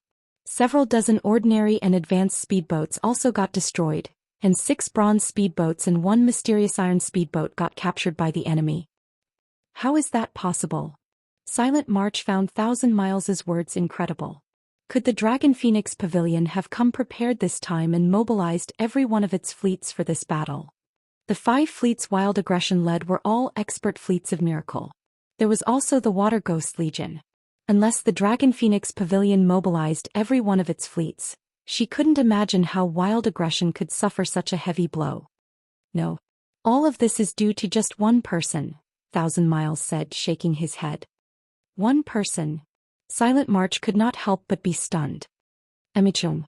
Enviously, 1,000 Miles said, even Wild Aggression with his advanced legacy was no match for her. I suspect that she must have obtained a sea-based peak legacy, as well as weapons and equipment unique to her class. Otherwise, she wouldn't have been so powerful. Sea-based legacies were things that the various superpowers were currently scrambling to acquire. When the various superpowers clashed with each other out at sea, the battle would normally be between players only. Ships were mainly used to deal with sea monsters as they were not as effective against players. Meanwhile, just obtaining a sea-based basic legacy could increase a player's combat power out at sea by at least 50%. As for advanced legacies, the improvements provided were even more exaggerated. Miracle had exhausted a lot of manpower and resources just to obtain one sea-based advanced legacy. However, 1,000 Miles had to admit that the return was worth the losses incurred. After gaining the advanced legacy, Wild Aggression's combat power out at sea was simply frightening. Whether the ranger was going up against sea monsters or players, his advanced legacy provided significant help. Now that it seemed that Aqua Rose had acquired a sea-based peak legacy, how could 1,000 Miles not feel envious of it? Moreover, watching this battle had also reaffirmed for him the importance of sea-based legacies. Then what should we do now? I'm afraid it won't be long before the Dragon Phoenix Pavilion's reinforcements arrive. Once that happens, we'll have a harder time killing Phoenix Rain, Silent March said worriedly. Since reinforcements have already arrived, there's no need for us to waste time here any longer. In any case, we have already obtained the legacy treasure and achieved our initial goal. Have everyone retreat. 1,000 Miles replied, smiling. We'll let Phoenix Rain and Zero Wing have their fun for now. Once we obtain this legacy, the entire Sea of Death will be Miracle's territory. When Blue Phoenix received news about Miracle's ambush on Phoenix Rain, they had already fought a battle with Phoenix Rain's team on Savage God Island. Meanwhile, by the time Blue Phoenix's fleet arrived, the battle had long since ended. Although they did not manage to steal everything from Phoenix Rain's group, they had still obtained the most important legacy treasure. Warships could not be repaired in ordinary repair yards. It would be utterly foolish for Miracle to damage its core combat power just to deal with her team. A short moment later, Phoenix Rain led the survivors of her team out of the canyon they were hiding in and carefully approached the shore of Savage God Island. Their journey there was incomparably peaceful. They did not encounter a single member of Miracle. Just which superpower started a fight with Miracle? Phoenix Rain could not help but wonder as she thought back to the uneventful journey her team just made. As far as she knew, there were no naval superpowers capable of forcing Miracle to make such a decisive retreat. Pavilion Master, look. It's Blue Phoenix's fleet. A Tier 2 ranger said as she waved excitedly at the ships approaching the shore they stood on. When Phoenix Rain turned to the direction the female ranger indicated, confusion covered Phoenix Rain's face. It was indeed Blue Phoenix's fleet that arriving. However, Miracle's ships currently surrounded Blue Phoenix's fleet, yet for some reason, none of Miracle's ships dared approach Blue Phoenix's fleet. They only watched the fleet edge up to the shore from afar as if they were afraid of something. When Blue Phoenix's fleet got closer, Phoenix Rain suddenly noticed the presence of sailboats and speedboats that were both unfamiliar yet familiar to her. This was especially true for the sailboat at the lead. Zero Wing. Phoenix Rain was filled with an indescribable sense of shock when she saw Shifeng and his guild members standing at the bow of the one-horned sailboat. Could it be their doing? Chapter 1931, Savage God's Treasure. Sea of Death on the giant crocodile warship off Savage God Island. Vice Guild Leader, the results of our investigation are in. According to our spies, Black Flame is personally leading Zero Wing's team this time. As for why Zero Wing is here, we still aren't certain, Silent March reported as she pointed toward Zero Wing's members, who had just set foot ashore. Black Flame. 1,000 Miles smiled upon hearing this. We're quite lucky this time. Since the guild leader of Zero Wing has personally come to a remote place like the Sea of Death, Zero Wing must be conducting a big operation. Although Zero Wing had ruined his plans, it would seem that he was soon going to earn back his losses. I'll have 5 assassin parties secretly tail them, Silent March said, a smile likewise appearing on her face. She then started arranging for the necessary manpower. In God's domain, guild leaders of large guilds generally wouldn't lead a team of their own. However, when they did, it would definitely be an important operation.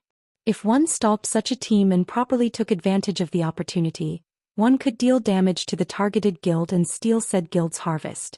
Only, it was very difficult to track the guild leaders of the various large guilds as they would generally take preventive measures to cover their traces. Make sure Zero Wing's members don't detect them, no matter what. 1,000 Miles reminded. Vice Guild Leader, rest assured the parties I sent are the best. I am certain they will not be discovered. Silent March nodded. Meanwhile on Savage God Island. After Blue Phoenix informed Phoenix Rain about the battle between Aqua Rose and the Water Ghost Legion, Phoenix Rain could not help but sigh ruefully. She had gone to great lengths to secure a clue leading to a sea-based legacy, yet before she could get the legacy, Miracle stole it from under her. Meanwhile, Zero Wing had somehow obtained a sea-based peak legacy without anyone noticing. With this peak legacy, even the naval overlords would not dare to casually start a war with Zero Wing. Big Sis Rain, does that mean the legacy treasure fell into Miracle's hands? When Blue Phoenix heard about Phoenix Rain's battle on Savage God Island, her originally happy mood instantly vanished. If not for Nine Dragons Emperor leaking information, you wouldn't have met such an ambush. Big Sis Rain, why don't we report this matter to the Great Pavilion Master? If we do so, Nine Dragons Emperor will definitely get his just desserts. The clue regarding the legacy treasure was something they had discovered in the Savage Wildland. Now, however, their efforts had ended up profiting Miracle instead. It's useless. We don't have any evidence. The Great Pavilion Master won't believe a unilateral claim. Not to mention the competition is already at a crucial point. Nine Dragons Emperor might even be hoping I'll complain to the Great Pavilion Master, to use it to lower my standing, Phoenix Rain said, shaking her head. In the next moment, however, the corners of her lips curled up as she added, however, unfortunately for Nine Dragons Emperor, while it is indeed true that Thousand Miles has stolen the legacy treasure, our side obtained the Savage God's treasure. The Savage God's treasure? Shi Feng, who stood before Phoenix Rain, muttered in surprise. He had never imagined that Savage God Island would really have both the Savage God's legacy and treasure. In the past he had only heard of these two things' existence, nothing more. When no additional information was revealed, many people took the news as fake. After all, both these two things were left behind by a god. How could there be absolutely no news about them after players acquired them? That's right. Phoenix Rain smiled. She then retrieved an ancient book from her bag and said, "This is the treasure left behind by the Savage God, a divine tome." The moment Phoenix Rain took out the divine tome, everyone present felt their perception vanish as the large book sucked the ambient mana completely dry. Impossible. A divine tome. Shi Feng goggled at the book in Phoenix Rain's hands reflexively, an indescribable sense of shock flooding his heart. Current players would not have any accurate knowledge regarding divine tomes. However, Shi Feng, who had played God's Domain for more than a decade, knew just how valuable a divine tome was. It was no exaggeration to say that it was worth more than a fragmented legendary item.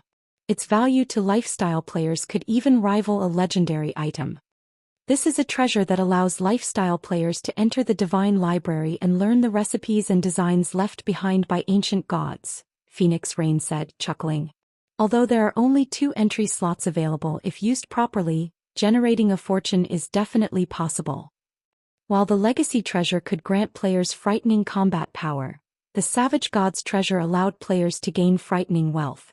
After all, those recipes and designs were left behind by ancient gods. The items that could be created using those recipes and designs were undoubtedly amazing. Earning a fortune with those items would be very easy. Meanwhile, money just so happened to be the thing she lacked the most right now. She had invested practically every coin she earned into developing her naval forces. However, despite doing so, her naval forces were still significantly weaker than Miracle's. If she wished to surpass Miracle, then she required more funds. Moreover, while Miracle had indeed stolen the legacy treasure from her, obtaining the legacy itself was impossible in the short term. The player Miracle selected for the legacy would need sufficient strength. Meanwhile, in order to guarantee success, Miracle would definitely have to make a lot of preparations. Guild Leader Black Flame, it is all thanks to you that Blue and her forces were able to escape tragedy this time. At the same time, you also saved my life. I hope that you can accept one of these 2 slots, Phoenix Rain said sincerely as she looked at Shi Feng. While having allies was a good thing, not all allies would be willing to lend a helping hand during critical moments. Most of them would take action only after weighing their potential gains and losses. The fact that Zero Wing stepped forward when she faced danger was invaluable. Phoenix Pavilion Master, you are making too much of it. I only helped out as an ally. However, I am indeed very interested in this divine tome entry slot. While I will be accepting your goodwill, I cannot just take it for free, Shifeng said. He immediately took out 6 bronze speedboats and traded them to Phoenix Rain. Each entry slot to the Divine Library was worth roughly 1 fragmented legendary item. Definitely far more than the help he provided this time. As for the bronze speedboats, these things currently weren't of much use to Zero Wing, as the guild was not particularly active in the Sea of Death right now. However, they were worth a lot to Phoenix Rain, who operated mainly in the Sea of Death. With a look at the trade window, Phoenix Rain understood that, like herself, Shifeng did not like owing favors. Hence, she simply nodded and accepted the 6 bronze speedboats. Using the Divine Tome, Phoenix Rain left a mark on Shifeng's palm. With this, he could either use the mark himself or transfer it to someone else. However, it could be used only once. Once the transaction was completed, Phoenix Rain decided against lingering on Savage God Island, as she still had a lot of work awaiting her. After instructing Blue Phoenix's group to continue guiding Shifeng to Kama Island, Phoenix Rain herself returned to Thunder Island. Shifeng headed deeper into the Sea of Death on the one-horned sailboat. While resting inside a cabin in the sailboat, Shifeng fell into deep thought as he looked at the mark on his palm. In the end, he decided to be the one to use this mark. Although there were other lifestyle masters in the candlelight trading firm, acquiring a recipe or design from the Divine Library required one to possess sufficient combat power as well. Otherwise, one would not gain anything. Chapter 1932, Divine Library. After getting sucked into the spatial tear, Shifeng arrived in a dark and chaotic space. Standing at the center of this space was a majestic shrine that gave off such pressure that even the chaotic airflow actively avoided it. The moment Shifeng appeared before the shrine, he could feel a stifling suppression of his strength. The frightening divine might the shrine exuded also made his movements extremely sluggish. This pressure really is amazing. It's no wonder they said that players couldn't enter the Divine Library without having a certain degree of strength. Shifeng felt a little surprised as he moved his body tentatively. Right now, his body's physique and basic attributes weren't even at the standard of a Tier 1 player. His perception of his surroundings had also become non-existent. If he were to fight in such a state, he might have difficulty going up against a chieftain of the same level. If any other Tier 2 player were in his position right now, one could easily imagine how much weaker they would become, not to mention lifestyle players. After familiarizing himself with the environment, Shifeng approached the shrine, which was over a kilometer tall. Countless divine runes and magic arrays were engraved into the shrine's exterior, radiating a golden glow that gave the shrine a sacred ambience. Meanwhile, standing before the main entrance was a stalwart statue wearing leather armor and a helmet made out of dragon bones, the helmet exposing only a set of eyes. The statue also held an axe in each hand. The pressure the statue gave off was so powerful that Shifeng had extreme difficulty approaching it. When he got within 100 yards of the statue, his body refused to move even a step closer. What kind of statue is this? It's clearly an inanimate object, yet it still has such a powerful pressure.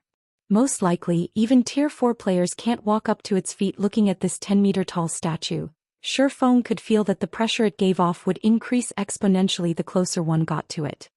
After bypassing the statue, Shifeng quickly arrived at the shrine's main entrance. The entrance was so massive that even monsters over 10 meters tall could walk through it easily. As Shifeng approached the golden set of doors, the doors slowly parted, a blinding glow escaping through the gap between the doors. By the time the golden doors were fully opened and the intense light had dissipated, a sea of books appeared before Shifeng. Rows of bookshelves filled the hall before him, with patrol squads of stone guards wandering all around the chamber.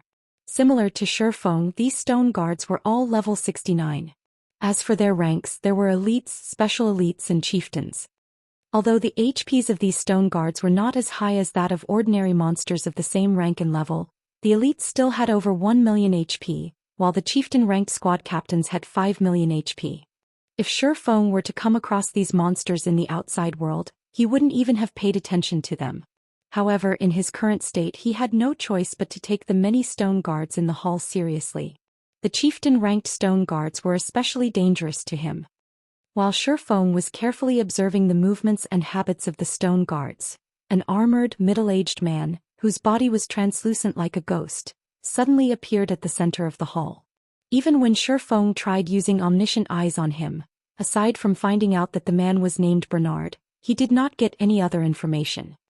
Adventurer of the human race, I am Bernard, the manager of the Divine Library. Since you have gained an entry slot from a divine tome, you may pick out one book from the Divine Library. However, the books here are not easy to acquire. They will not be given to people who lack ability, Bernard said after appearing before Shifeng.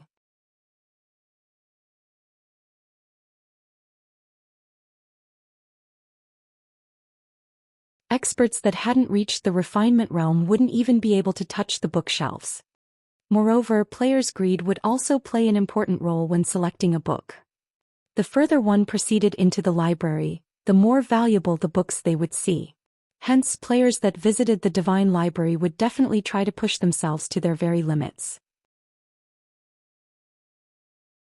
Shifeng could not help but reveal a bitter smile when he noticed 3 more patrol squads approaching. It seems I have no choice but to give it my all. He activated Blade Liberation, allowing his strength to skyrocket once more. With the activation of twofold Berserk, his strength rivaled that of the High Lord-ranked squad captains. Following which he stabbed the abyssal blade into the ground. Shadows then spread out from the magic weapon. Abyssal Curse. All the guards within a 50-yard radius were instantly immobilized. Next, Shifeng activated Phantom Kill and had his doppelganger transform into a black dragon. He then split up with his doppelganger and took independent action. After Shifeng left, the pressure on him decreased visibly. Even after he reached the second floor's middle section, only 6 patrol squads were chasing him. In comparison, the black dragon had attracted the attention of over a dozen patrol squads. Lightning Slash. Shadow Blade. Although he had repelled a few squad captains with his skills, even more squad captains quickly took their place, the High Lords launching attacks at his defensive blind spots. Even though Shifeng perceived the attacks ahead of time, there were simply too many of them. There was a limit to the number of attacks he could deflect. As a result, he steadily incurred damage time after time. When he activated Void Shield, the shield's energy depleted rapidly. 80%, 50%, 20%. Just when his Void Shield was about to shatter, Shifeng gritted his teeth and activated Divine Steps. Immediately, he and his 10 new doppelgangers scattered, dashing in different directions, forcing the patrol squads to split up. By constantly switching positions with his doppelgangers, he managed to advance a considerable distance into the hall. Is this my limit? When Shifeng saw the 20-plus patrol squads charging at him from the hall's rear section, he understood that entering the rear section would be impossible. Moreover, his twofold berserk was about to lapse. Risking getting hit, he dashed for a dark gray bookshelf nearby. Just as he was about to look at the books there, however, an angry bellow entered his ears. Intruder, die. When the squad captains saw Shifeng approaching a bookshelf, they went berserk. Suddenly, over a dozen squad captains raised their spears and hurled their weapons at him. Shio, shio, shio. The spears created sonic booms as they flew at Shifeng. It was evident that the power contained within those spears was already at the Tier 3 standard. Seeing this scene, Shifeng no longer dared to inspect the books. Sensing the lethality of those spears, he grabbed one of the 3 books displayed on the bookshelf. The moment Shifeng took the book off the bookshelf, he disappeared from the hall. As for the dozen or so spears, they harmlessly passed through his former location and crashed into the magic barrier protecting the dark gray bookshelf, the magic barrier trembling slightly from the spear's might. Chapter 1934, Basic Combat Device. Sea of Death. In one of the one-horned sailboat's cabins, the silver magic array carved on the floorboards suddenly lit with a brilliant glow. Shifeng's figure then emerged from the array. That was close. Shifeng looked down at the tome in his hands, ecstatic. He had very nearly lost his life back there. He never thought that the stone guards could go berserk. The power of their spears had undoubtedly been at the Tier 3 standard, and if every one of those dozen or so spears had struck him, he would have died instantly. But despite his near-death experience, he couldn't help but excitedly inspect his new treasure. All of the Divine Library's books were precious treasures. First-rate guilds would even drool over the tomes on the first floor, not to mention those on the subsequent floors. Shi Feng tapped to open the tome's attribute panel, and the system displayed its information before him. As expected of the Divine Library, even something like this was on the second floor? The corners of Shi Feng's mouth twitched slightly when he saw the tome's name, awe flashing in his eyes. The tome he had obtained from the Divine Library was the production design for the basic combat device. The combat device was a special item that was similar to the strengthening device, which was a tool that increased equipment durability. The combat device, however, increased players' combat power. This increase to combat power was extraordinary. Rather than increasing its user's basic attributes, the combat device relied on powerful mana to improve its user's life rating forcibly. The ancient gods had created this magic tool, but since the combat device's production method had been lost to time, players could only find these devices in ancient ruins. Moreover, very few were generally hidden in such locations. The various large guilds in the past had treated the combat devices they had found like their own children. Now that he held the combat device's design, why wouldn't Shi Feng be shocked? Even though it was only the basic combat device design, it was still enough to drive the various superpowers crazy.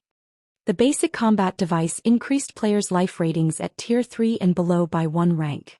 Although the improvement wouldn't boost normal players to the archaic species standard, it was still a formidable improvement, on par with upgrading a lord to High Lord rank.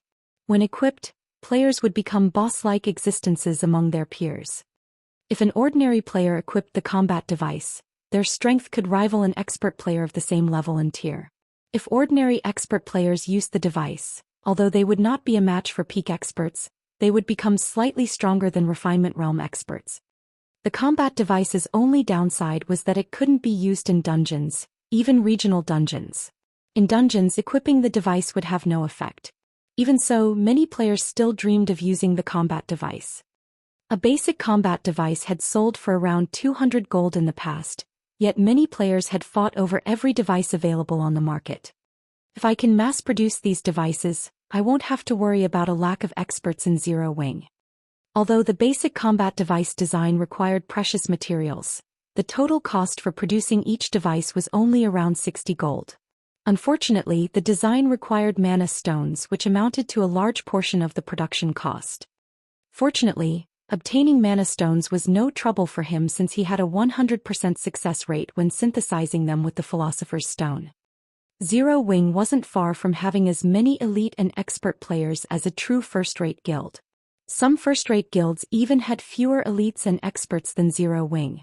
Only the range of Zero Wing's influence was inferior to these guilds, but that couldn't be helped since Zero Wing had started in God's domain with nothing. After all, there was a limit to the magic crystals a single area could produce. If the guild wanted to increase this income significantly, it had to occupy an ore vein that generated magic crystals. Returning his focus to the tome in his hands, Shi Feng clicked to learn the basic combat device's production method. Only the player that obtained a book from the Divine Library could learn from it. They could not be traded. Hence, the various large guilds in the past had generally sent lifestyle players to the library since they could only put the books to good use by doing so. However, some guilds had dispatched powerful experts to retrieve the more valuable tomes. Those guilds had then invested a ton of resources in nurturing these expert players in the required subclass required to produce the book's items. Fortunately, Shi Feng had gotten quite lucky since the book he had claimed contained a forging design. Had he chosen an engineering design or alchemy recipe, he would have had to invest in developing a new subclass. After learning the production method, Shi Feng began to practice the required magic arrays for the combat device while he waited for the one-horn sailboat to reach Kama Island. Time passed quickly.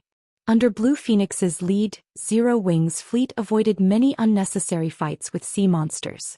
Finally, after more than 10 hours, the fleet arrived before an island enveloped in death energy. Kama Island's twin peaks were intertwined, and from afar the island resembled some kind of massive howling beast. From time to time, deafening roars rose from the island, echoing in the nearby players' minds.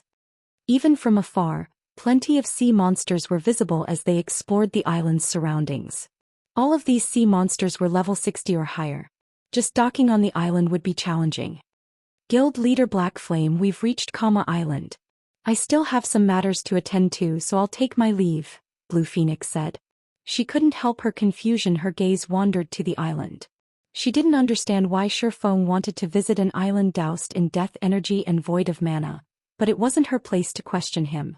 God's domain had many secrets after all, and for all she knew, Shifeng might have come here for some high-ranked quest. Thank you, Shifeng said sincerely.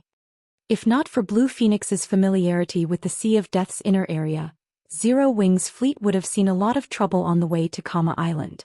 The one-horned sailboat had sustained considerable damage on the way here, even despite avoiding many battles. Without Blue Phoenix's guidance, Zero Wing's fleet might have been annihilated for carelessly entering a danger zone. Once Blue Phoenix and her subordinates had teleported away via return scrolls, Shifeng commanded his fleet to approach the island. Although many sea monsters surrounded Kama Island, Aqua Rose and the fleet's other players who wielded sea-based legacies easily removed the creatures from their path. In less than an hour, Zero Wing's ships docked on Kama Island's shore. After seeing to the necessary preparations, an inexplicable fluctuation in space slammed into Shifeng as he set foot on the island. It had felt as if a sonic boom had radiated throughout the world. Just as suddenly, the sound of a system notification reached Shifeng's ears. God's Domain System announcement. Players have triggered the new expansion pack Return of the Survivors. The system will undergo a 24-hour update. Please prepare to log out of the game. Chapter 1935 God's Domain Shaken. Upon hearing the system announcement, Shifeng was stunned. Why has this happened so soon?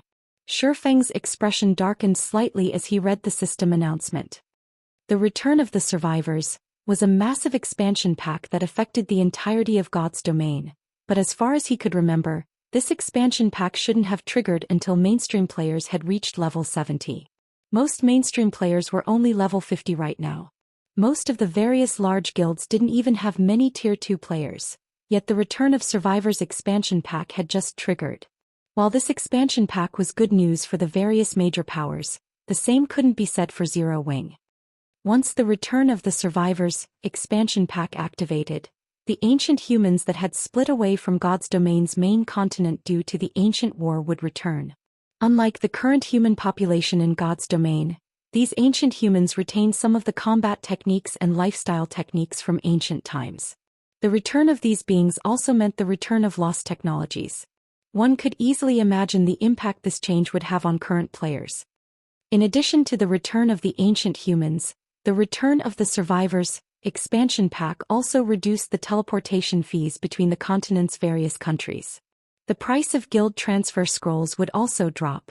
Once the expansion pack took effect, both independent players and guild players would have a much easier time traveling between countries. As a result, competition within the various countries would become far more intense. However, these changes were only the tip of the iceberg. The expansion pack's real impact lay in the real world. When the Return of Survivors expansion pack activated, the main god system would also activate the mental assistance system, incorporating players' habitual movements and nerve reactions from the real world in the game. Players' control of their virtual bodies would become more comfortable due to this change, removing the disparity between players' virtual bodies and their physical forms. This latest expansion pack also introduced the EXP potion, the effects of which lasted for 6 hours and disappeared upon death to the game. The potion would help low-level players level up quickly, doubling their EXP gain from monster kills. Of course, the EXP potion would only be effective for players below the mainstream level, which the main god system determined. To acquire the EXP potion, players had to increase their reputation with the survivors until they were respected and complete a series of quests. Only then would players have the privilege of purchasing the EXP potions from the survivor NPCs at the low price of 1 silver per bottle. Due to the EXP potion, new players had an easier time of quickly catching up to mainstream players. This also allowed experts to arise at a much faster rate, which in turn allowed the various major corporations to develop rapidly. Many major corporations had only invested in God's domain after they had realized the game's potential. However, the game's top players had reached a considerably high level by then. As a result, these corporations' experts hadn't been able to exhibit their true strength, even though so many powerful real-world experts worked for these corporations. Fortunately for them, the EXP potion just so happened to mitigate this problem. In return, though, the EXP potion had increased the competition in God's domain by several times. Even the secret pavilion's God's domain experts list had changed so frequently that the experts in one edition would be gone in the next.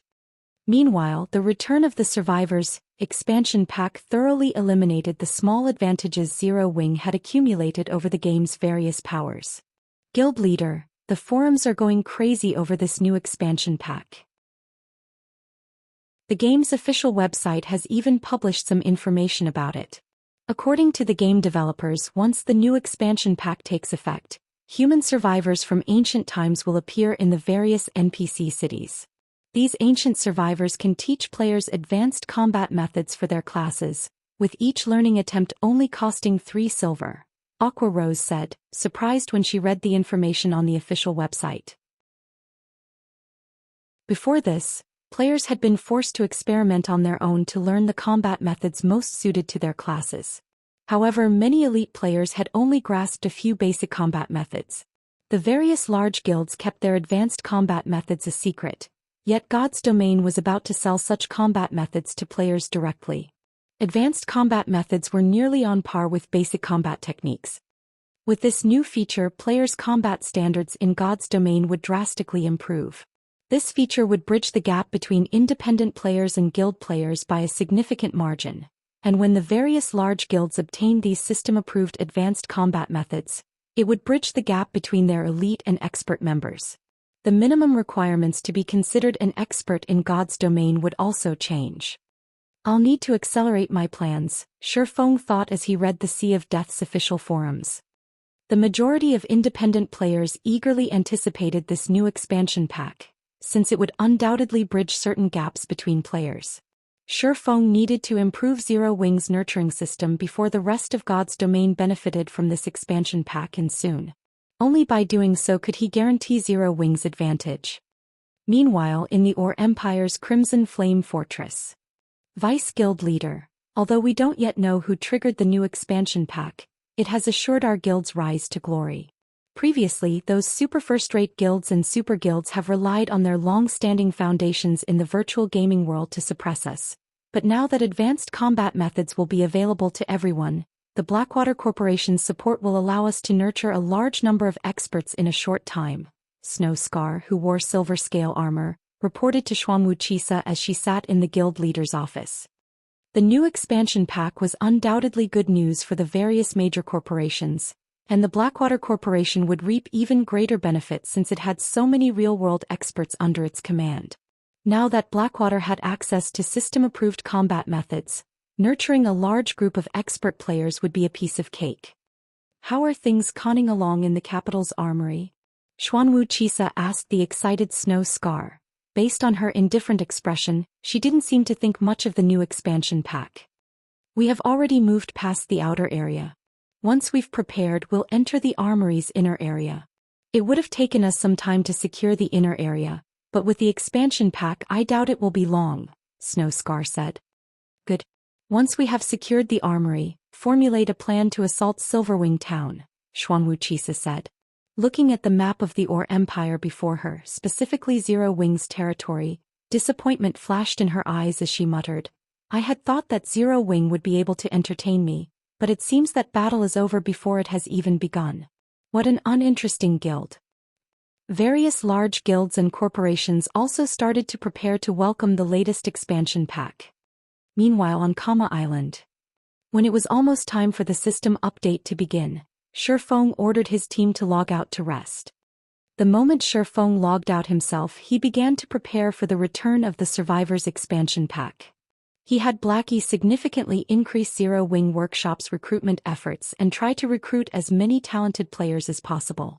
With the EXP potions, new players would have a much easier time catching up to mainstream players after all. Previously, he had been able to set recruitment aside, but with the latest expansion pack, other guilds would likely snatch up talented players before he got a chance if he didn't do so now. God's domain's various major powers had yet to learn about the EXP potions. Even after this new expansion pack released, they'd only learn about the potions once players had accumulated enough reputation. To become respected, players would have to quest for at least 2 weeks. Shifeng needed to secure as many opportunities as possible during the next 2 weeks. Meanwhile, while Shifeng was busy recruiting internal members for the guild, Gentle Snow contacted him. Guild leader, good news. We've dealt with the training ground. The 5 companies have finally caved in and sold their shares. From now on, that training ground belongs fully to Zero Wing, Gentle Snow reported, smiling. Good. Wonderful. Shifeng was ecstatic to hear this. He had waited for this moment for a very long time. Finally, Zero Wing had its own training ground. After disconnecting the call with Gentle Snow, Shifeng contacted Blackie and had him gather the Zero Wing Workshop's members in the workshop's main hall.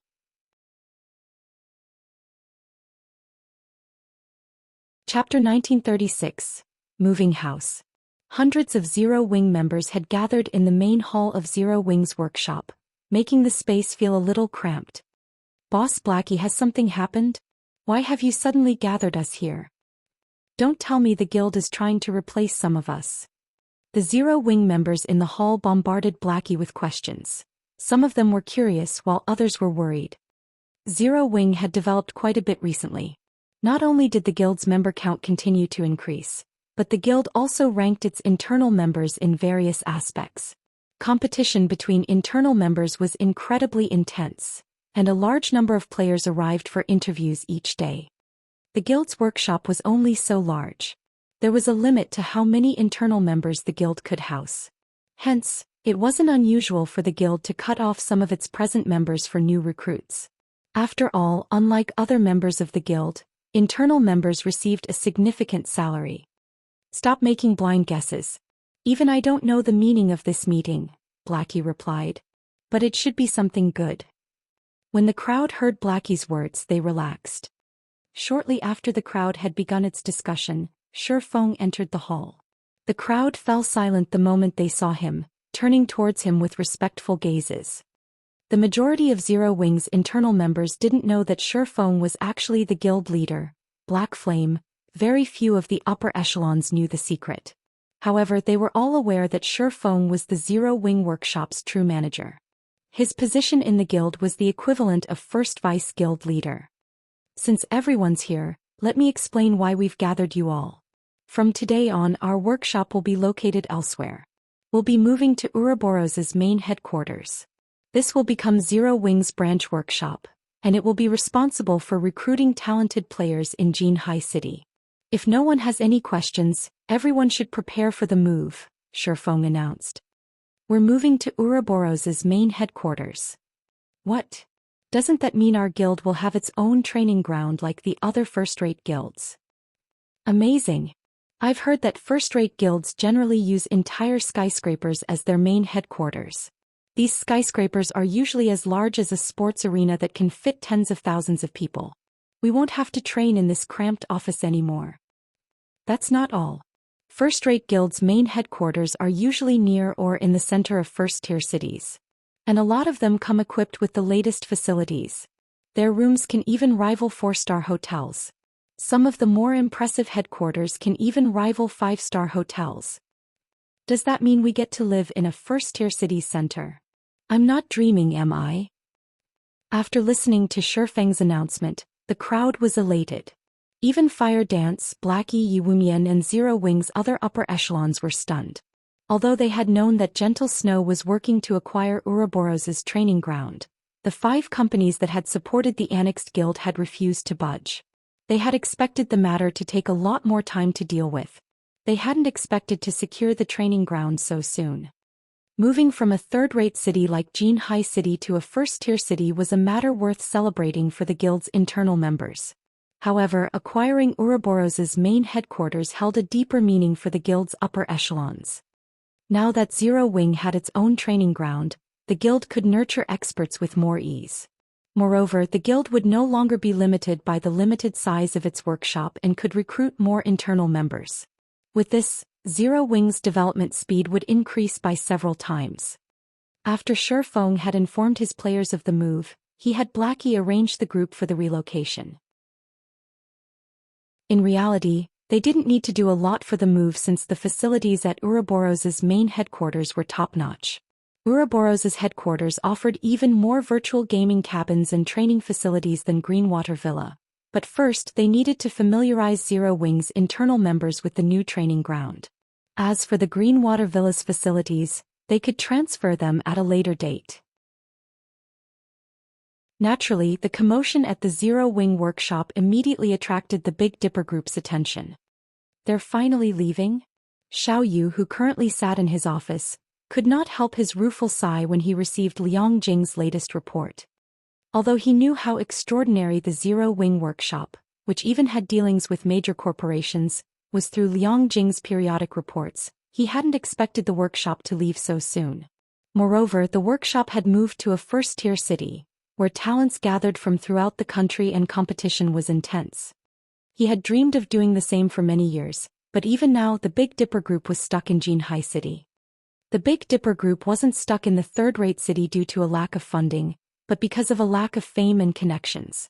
If he tried to set up a training center in a first-tier city, stronger competitors would quickly target the center, and it would be forced to close its doors very quickly. Chairman Head Instructor Shi has said that Zero Wing is willing to partner with the Big Dipper Group. The Big Dipper Group can use Zero Wing's fame to recruit members for its dojo. Zero Wing will also assist in training the Big Dipper Dojo's members. However, in return, the dojo's talented members have to sign up to become internal members in Zero Wing, Liang Jing reported. Is that so? Xiao Yu could not help his growing excitement. He was no longer ignorant of God's domain. Through Liang Jing's reports and the game's growing popularity, he knew how famous Zero Wing had become. If he could utilize Zero Wing's fame to promote the Big Dipper Dojo, he'd be able to attract many martial artists to join. Chairman, my scheduled flight will soon board. I have to go, Liang Jing said. Go. Continue to work hard with Zero Wing. And you do not need to continue to report back to me. You're already one of Zero Wing's internal members. You'll have a much better future with Zero Wing than Big Dipper, Xiao Yu said, nodding. When he had first tasked Liang Jing to serve as Shi Feng's assistant, he had done so to get a better understanding of the mysterious man. He had been confident in her capabilities, but he had never thought that Shi Feng would poach such a talented employee. But the outcome wasn't so bad. After all, Liang Jing owed him a debt of gratitude. If she became one of Zero Wing's upper echelons in the future, the Big Dipper Group could benefit as well. Thank you, Chairman, Liang Jing said sincerely. Meanwhile, below Big Dipper Tower, as the dojo's many envious members watched, Zero Wing's internal members left for the airport on multiple high-class buses. After several hours of travel, Zero Wing's internal members finally arrived before the building that had previously served as Ouroboros's main headquarters. As they alighted from the buses, the towering skyscraper drew their gazes upward, over 100 stories tall, leaving them astounded. Welcome, Gentle Snow greeted as she and her assistant emerged from the building. The rooms and facilities inside are ready for your use. We have also updated the virtual training system. Everyone can begin training right away. Let's forget about training for today and let everyone adapt first, Shi Feng said, smiling as he glanced at the excited crowd behind him. We'll focus on recruitment today. I have already sent people to advertise the matter.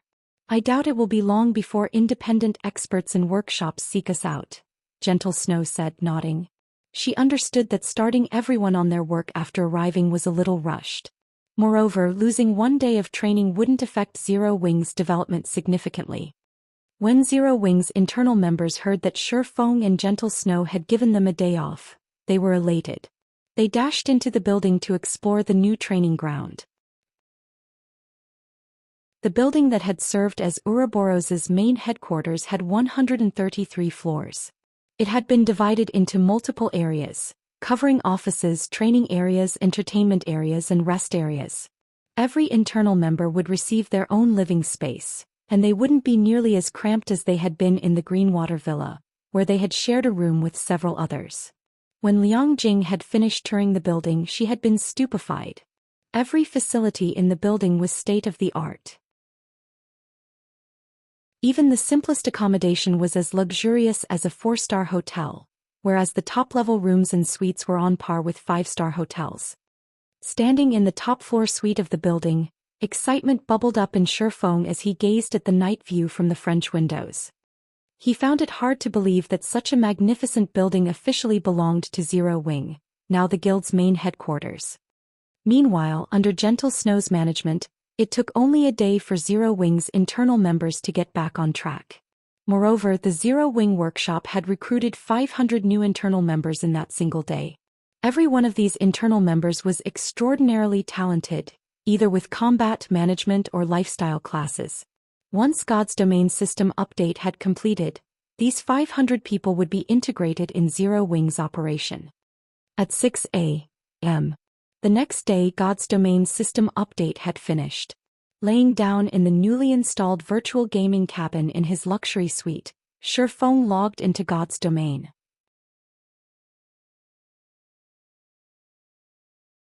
Chapter 1937, Rapid Expansion Sea of Death, Island. The mental assistance system has finally activated. As Shifeng stood on the death energy-saturated beach and stretched, he could feel a tangible change to his virtual body. Before this update, he had always felt as if he were moving in a body that wasn't his. Now, however, he felt as comfortable in his skin as he was in the real world. It felt as if he had been transported into another world, rather than enter a virtual world via a virtual body. When the other Zero Wing members logged into God's domain and similarly immersed themselves in this new sensation, excitement welled within them. They had felt as if they had been casting spells and using skills from a third-person perspective, but now they felt as if they used their abilities personally. It felt as if they had gained superpowers in the real world. Looking at the level 60+ demonic beasts on Island, the team eagerly charged at the monsters to test their new forms. Although the mana on Island was very thin, and the corrosive power of darkness lingered, with the help of the all-rounded device and darkness resistance potion, the team remained unaffected by the island's harsh environment. In just 8 minutes or so, the team had killed over 100 Lord-ranked demonic beasts. Guild leader, we've just received a report. Due to the system update, many players have begun to learn advanced combat methods from the ancient survivors. As a result, far fewer players are interested in joining Zero Wing, Aqua Rose reported. Then in a quieter tone she continued, moreover, the various large guilds have started mass recruiting members, and they've lowered their recruitment requirements significantly, especially Blackwater. Blackwater has improved the benefits it offers its elite members by a significant margin. Blackwater is now offering nearly 40% more than Zero Wing. Because of this, many of the players that had applied to join our guild at the Secret Stone Fortress and Silverwing Town have left to join Blackwater. Blackwater really is vicious. To think it would increase its benefit packages by so much. Aqua Rose's report astonished Shifeng a little, but once he gave the matter some thought he wasn't overly surprised. The return of the Survivors expansion pack heralded a new area where every major power in the game would seek to recruit elite players. Currently, the Trial Tower was still used to determine players' combat standards. The higher a player climbed in the tower, the stronger combat standards they'd need to progress. Naturally, the fastest way to improve one's combat standards was by learning combat techniques. If players could grasp a single basic combat technique, they'd be almost guaranteed to reach the Trial Tower's 5th floor, which would mean that the player had reached the realm of experts. With the ancient survivors' return, players only needed a small amount of money to learn advanced combat methods. Although these advanced combat methods might not be as helpful as a basic combat technique, they were close. In other words, elite players would have a high probability of reaching the Trial Tower's 5th floor as long as they learned these advanced combat techniques. After all, the various large guilds' elite members on average could reach the 4th floor. The only real between elite players was their progress on the 4th floor. Oftentimes, a guild's strength was based on the number of experts it had, since high-difficulty dungeons and quests had very high combat standard requirements. These challenges usually required expert players. Thus, expert players comprised a guild's key support pillar. Now that the return of the Survivors expansion pack had activated, it was only natural that all of God's domain had become so frantic. This expansion pack was particularly beneficial to wealthy guilds like Blackwater.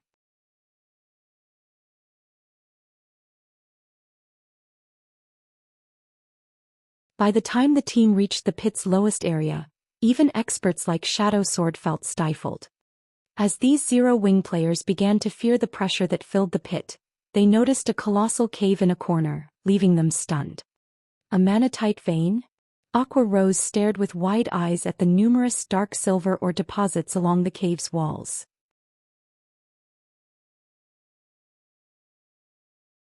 Chapter 1938. Magic-breaking crossbow. The faint metallic luster and mana fluctuations in the dark cave stunned Zero Wing's team. Once they realized what they were looking at, they couldn't help their excitement, their breathing becoming a little hurried. Dark silver. And this mana fluctuation. There's no mistake. This is a manatite vein. Blackie's eyes glowed as he gazed at the dark silver ore. Guild leader, we're rich. Ordinary players might not know much about ores, but all of these players were guild experts. They had access to far more information than ordinary players on the subject, especially on precious ores that generated magic crystals as a byproduct like manatite. Such veins had already been the cause of plenty of struggles between God's domain's various superpowers. Based on Blackie's knowledge, 4 major guild wars had been fought between superpowers over the discovery of an ore vein that generated magic crystals. Each war had involved multiple superpowers, with at least 4 involved in the smaller struggles, and up to 6 superpowers participating in the larger wars. These various superpowers had spared no effort while competing for the vein. The most impressive war had involved over 1 million players and nearly a full day of combat. By the time the war had ended, more than 600,000 players had been slain. The participating superpowers had suffered severe losses. Considering these wars or veins that generated magic crystals were akin to a war horn, signaling the start of another mass battle. However, despite the extreme costs, the superpowers that eventually secured the veins had judged the benefits worth the cost. Magic crystals were a guild's foundation and an important resource for nurturing experts, which were essential in protecting a guild town. Moreover, as players reached higher levels, magic crystals would become even more important. Currently, players needed magic crystals to use the Divine Colosseum, trade with special NPC merchants and fuel powerful magic tools. Zero Wing's teleportation arrays, magic towers and defensive magic arrays were a few examples, all of which required a ton of magic crystals each day to maintain. Yet while the various superpowers fought to obtain veins that generated magic crystals, Zero Wing had discovered one without attracting attention. Now the guild simply needed to occupy the ore vein and send people to mine it in secret. It would be able to avoid paying a bloody cost. If Zero Wing had a stable magic crystal income, the guild could reach new heights in a short time. Blackie wasn't the only one with such thoughts. Aqua Rose was also ecstatic over the discovery of this manatite vein. Although the manatite vein wasn't as valuable as the attributed ore vein in the Flame Demon's Valley, the valley's environment was simply too harsh for players. Conducting a large-scale mining operation there was impossible. Fortunately, Karna Island was different. The thin mana here would not affect mining players overmuch. The only problem was the darkness corrosion, but that could be easily solved with darkness resistance potions. With the candlelight trading firm's current strength, mass-producing darkness resistance potions would be a piece of cake. Dispatching a large number of players to mine this manatite vein was definitely possible for Zero Wing. Once Zero Wing harvested enough magic crystals and nurtured a large number of experts, the guild wouldn't have to remain passive in the Orc Empire. It could take the initiative to face Beast Emperor and Blackwater head-on.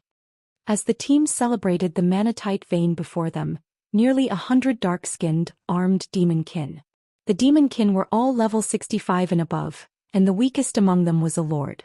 The strongest demonkin was even a level 66 Grand Lord.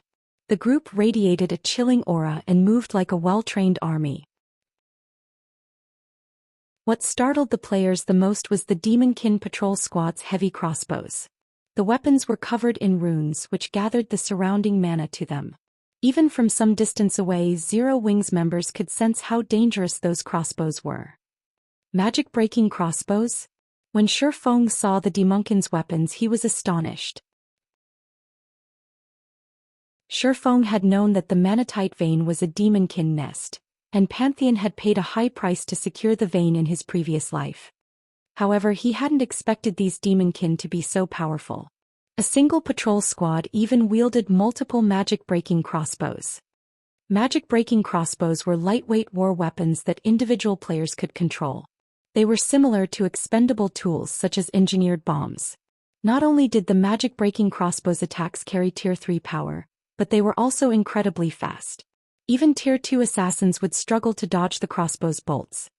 Meanwhile, with this demonkin patrol squad's strength, annihilating a team of 100 Tier 2 players wouldn't be much of a problem. It was no wonder why Pantheon had paid so dearly. Everyone prepare for battle. This is a demonkin nest. Don't let a single one escape. If any do, they'll notify their companions, Shifeng instructed as he watched the patrolling demonkin. Fire, sneak over to the patrol squad with the assassin unit. Once the fight begins, focus on keeping the demonkin with the crossbows under control. Do not give them any opportunities to use those heavy crossbows. Leave it to us. We'll make sure that they don't fire a single bolt. Fire Dance said, nodding as she eyed the crossbow-wielding lords. Shifeng then assigned tasks to the rest of his team.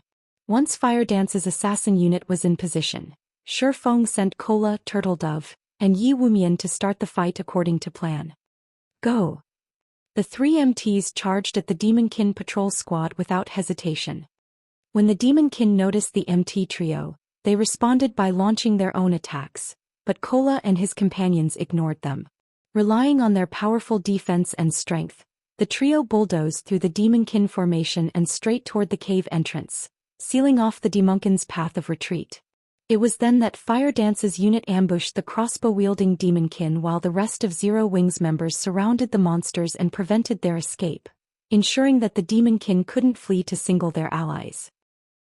Meanwhile, while Zero Wings members cleared out the demonkin, a party of 6 assassins discovered the massive pit. Leader, I've checked their path with my advanced tracking skill. Zero Wings members should be inside this pit. Good. Let's head inside. The level 58, Tier 2 assassin clad in grey nodded before entering the pit. Zero Wings' actions thus far had rendered the assassin party speechless. The guild team had ventured through dangerous sea zones infested with sea monsters. Initially, their tracking fleet had consisted of multiple speedboats, but only a single party of players still lived by the time they had reached Karna Island. Sea monsters had killed the rest. Fortunately, they hadn't lost track of their prey and could continue their mission. Running along the narrow, winding path, the assassin party soon reached the bottom of the pit. Leader, look. Zero Wings members are fighting demonkin. These demonkin are so powerful. Even the weakest is a lord. It really makes you wonder what Zero Wings members are thinking. Did they really have to come this far just to grind and level up? Wait a minute. The ore at the cave entrance looks like manatite ore again. There are so many manatite deposits here. Is this a manatite vein?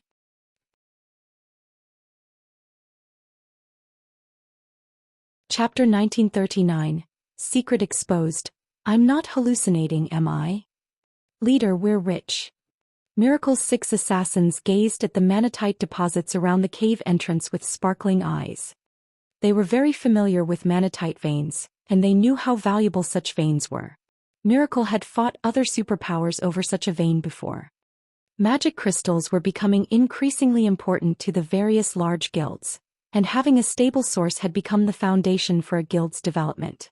Hence, the various superpowers offered massive rewards to players for providing the coordinates of unclaimed manatite and other ore veins that generated magic crystals. If a player provided proof of an unoccupied ore vein, they would earn 10,000 gold and a single epic weapon. When the various superpowers had announced the reward, players had frantically searched for ore veins. For the majority of the game's players, 10,000 gold was an astronomical sum.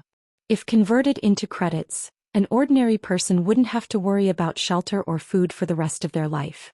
Naturally, an epic weapon was fatally attractive to expert players as well. Epic weapons were even rare among the various superpowers.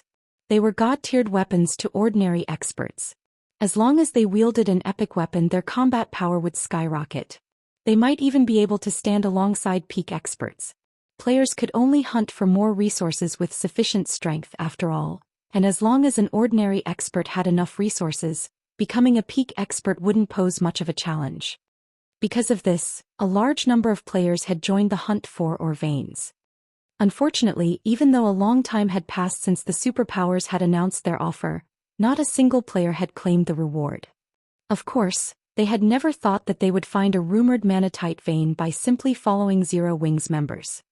If one of Miracle's members discovered an unclaimed manatite vein, not only would they receive the 10,000 gold and an epic weapon, but their rank in the guild would also increase by 1 level, bypassing the normal restrictions. Thinking up to this point, the gray-clad assassin serving as the party leader contacted Thousand Miles and reported on Zero Wing's current situation and the manatite vein. Many of the guild's upper echelons had gathered in a meeting room in Miracle's residence on Thunder Island to discuss the Savage God's legacy. It was, after all, of the utmost importance as it concerned the guild's development. Meanwhile, when Thousand Miles received the report regarding Kama Island, he displayed an ecstatic expression. He had never thought that he'd gain such an unexpected harvest by sending some of his assassins to follow Zero Wing. First the Savage God's legacy and now the manatite vein? Thousand Miles chuckled at this double blessing.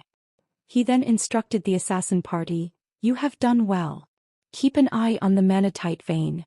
I'll send the army to meet you immediately."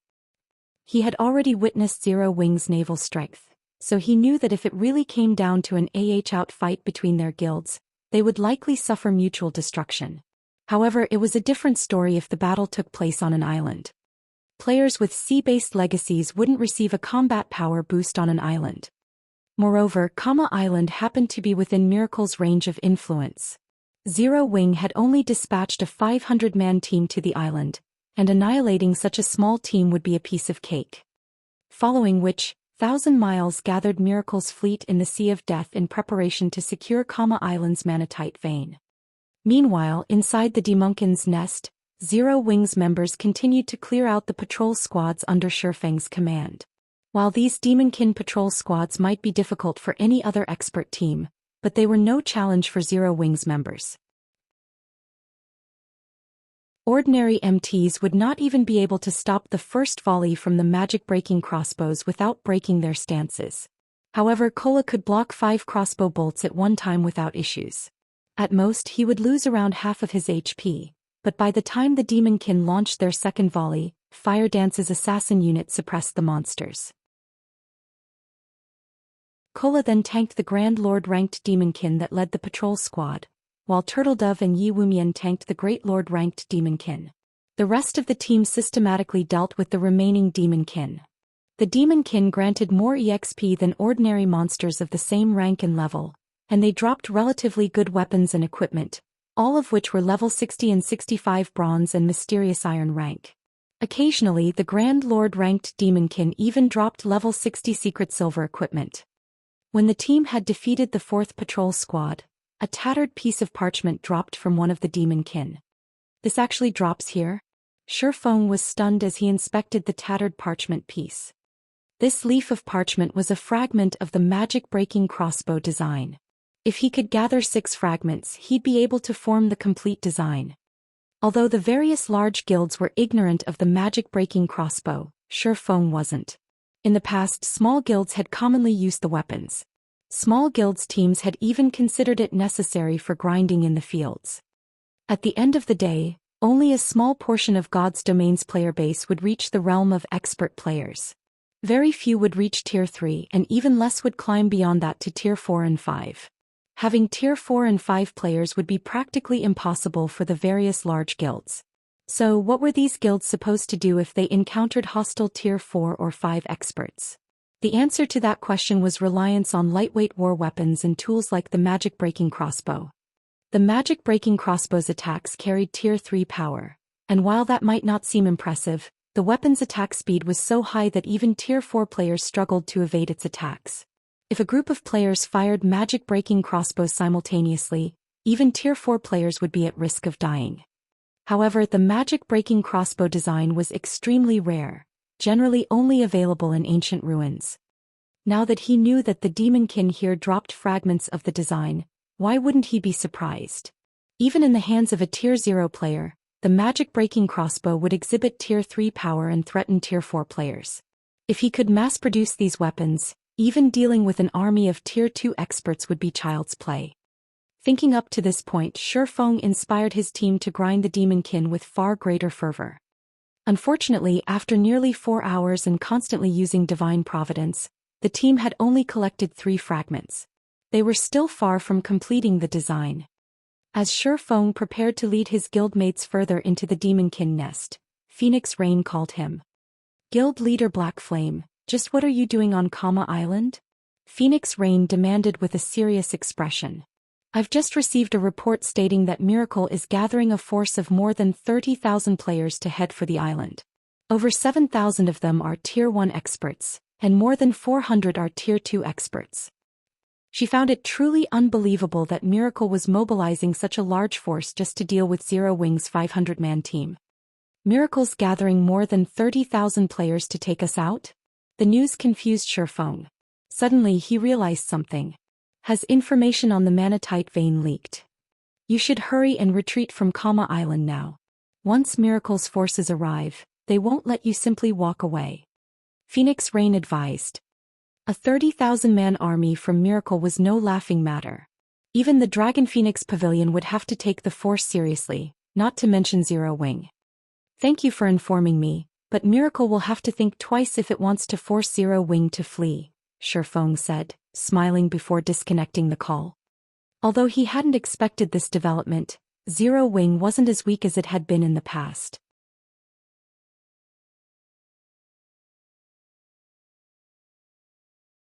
Chapter 1940 Shifeng's decision. Big Sis Rain, how are things on Zero Wing's side? Based on the latest update, Miracle's forces should arrive on Kama Island in 10 minutes or so. Blue Phoenix asked anxiously as she read the most recent report she had received from her subordinate.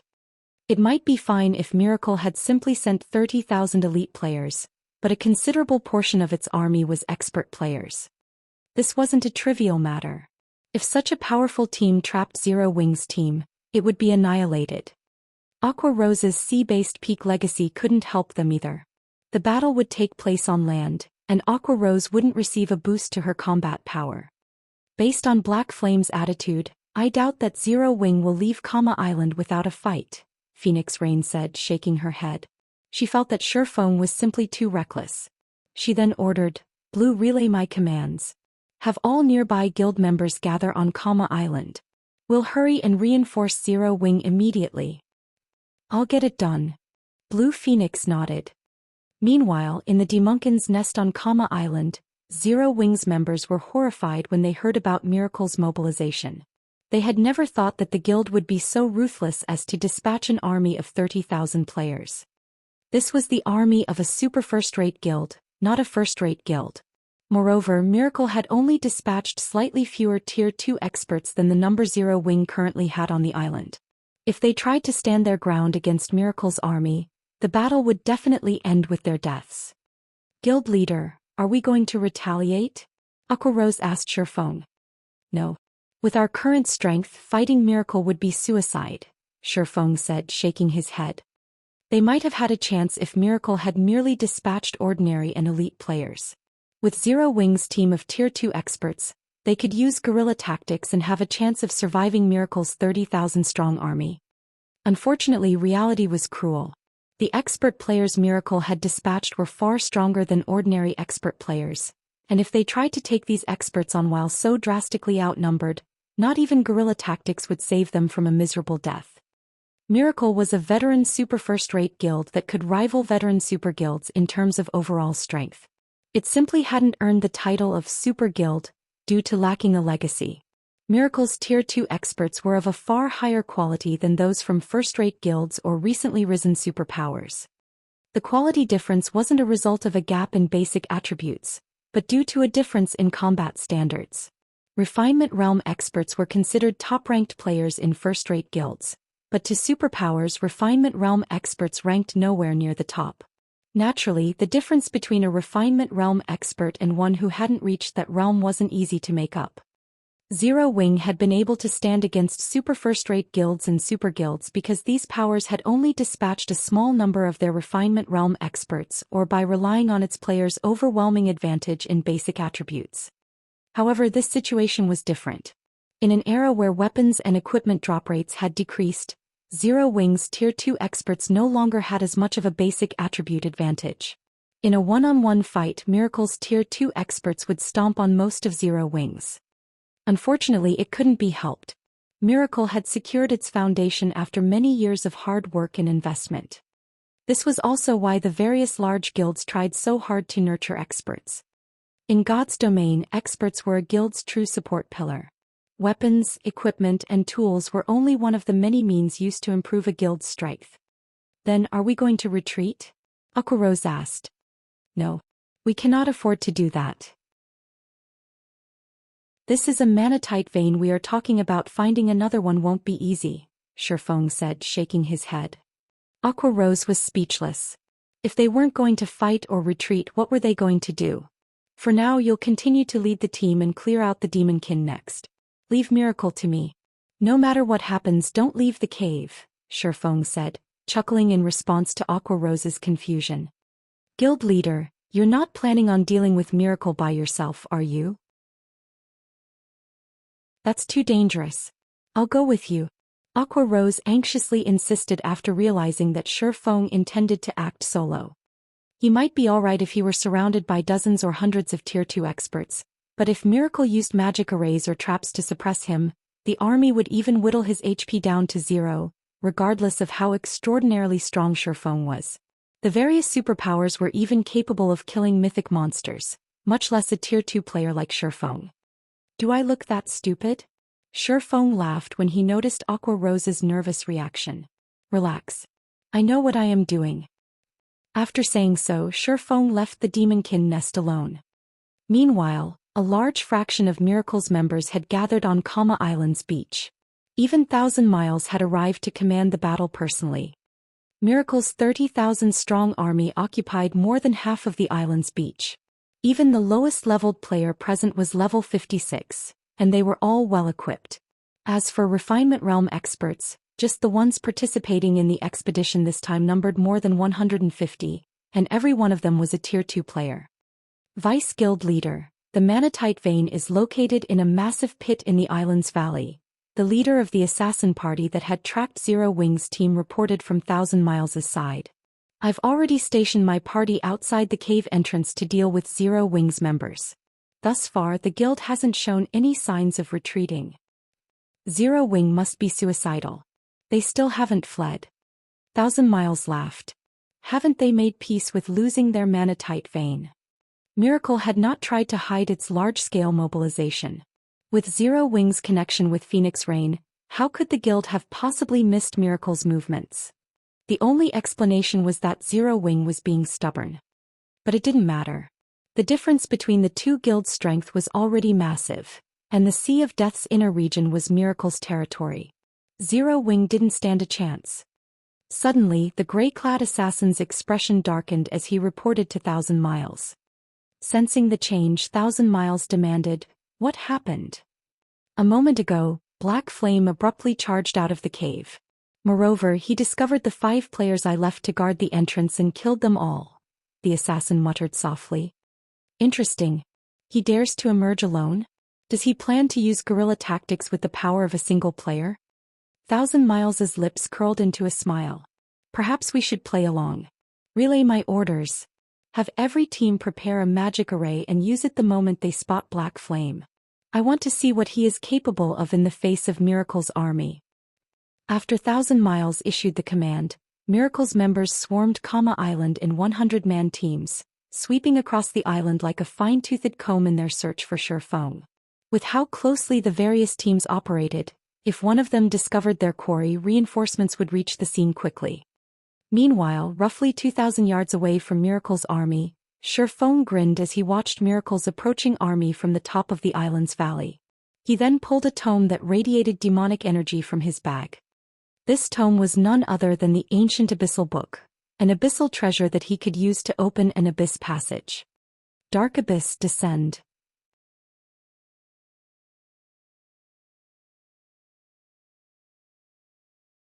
This monster was actually a level 160 lord. How is this possible?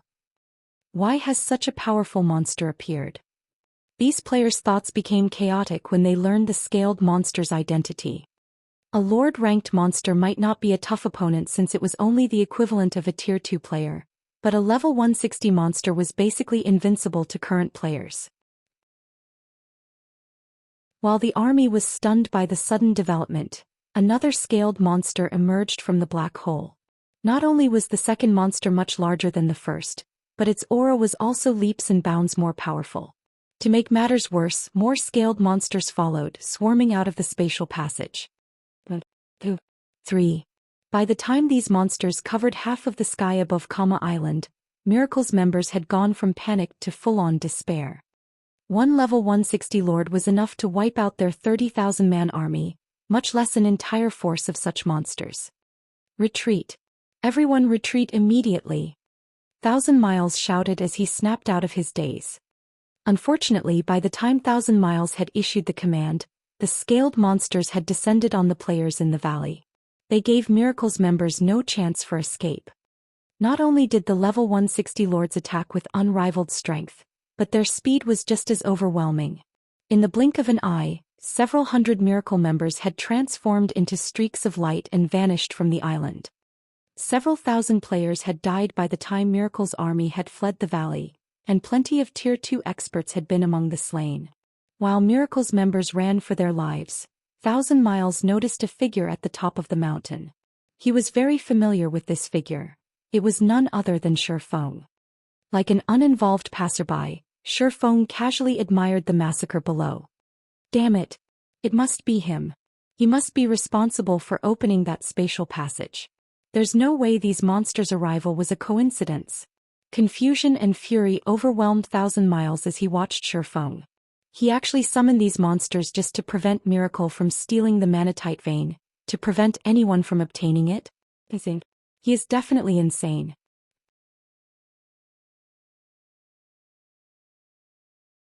Chapter 1942. So what if I am? A flood of monsters still surged out of the spatial passage above Kama Island. Moreover, as the swarm grew, stronger monsters emerged from the black hole.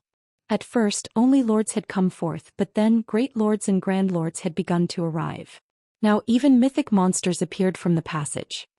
Like hungry wolves spotting fresh meat, these monsters descended on the fleeing Miracle members the moment they emerged. Level 160 lords were enough to instant kill Miracle's members, not to mention the higher-leveled Great Lord, Grand Lord and mythic-ranked monsters. Although Miracle's members had scattered and run the moment they received 1,000 Miles' command, the flying monsters were too fast to outrun. In the seconds after Miracle had initiated its retreat, over 3,000 members had transformed into streaks of light and vanished.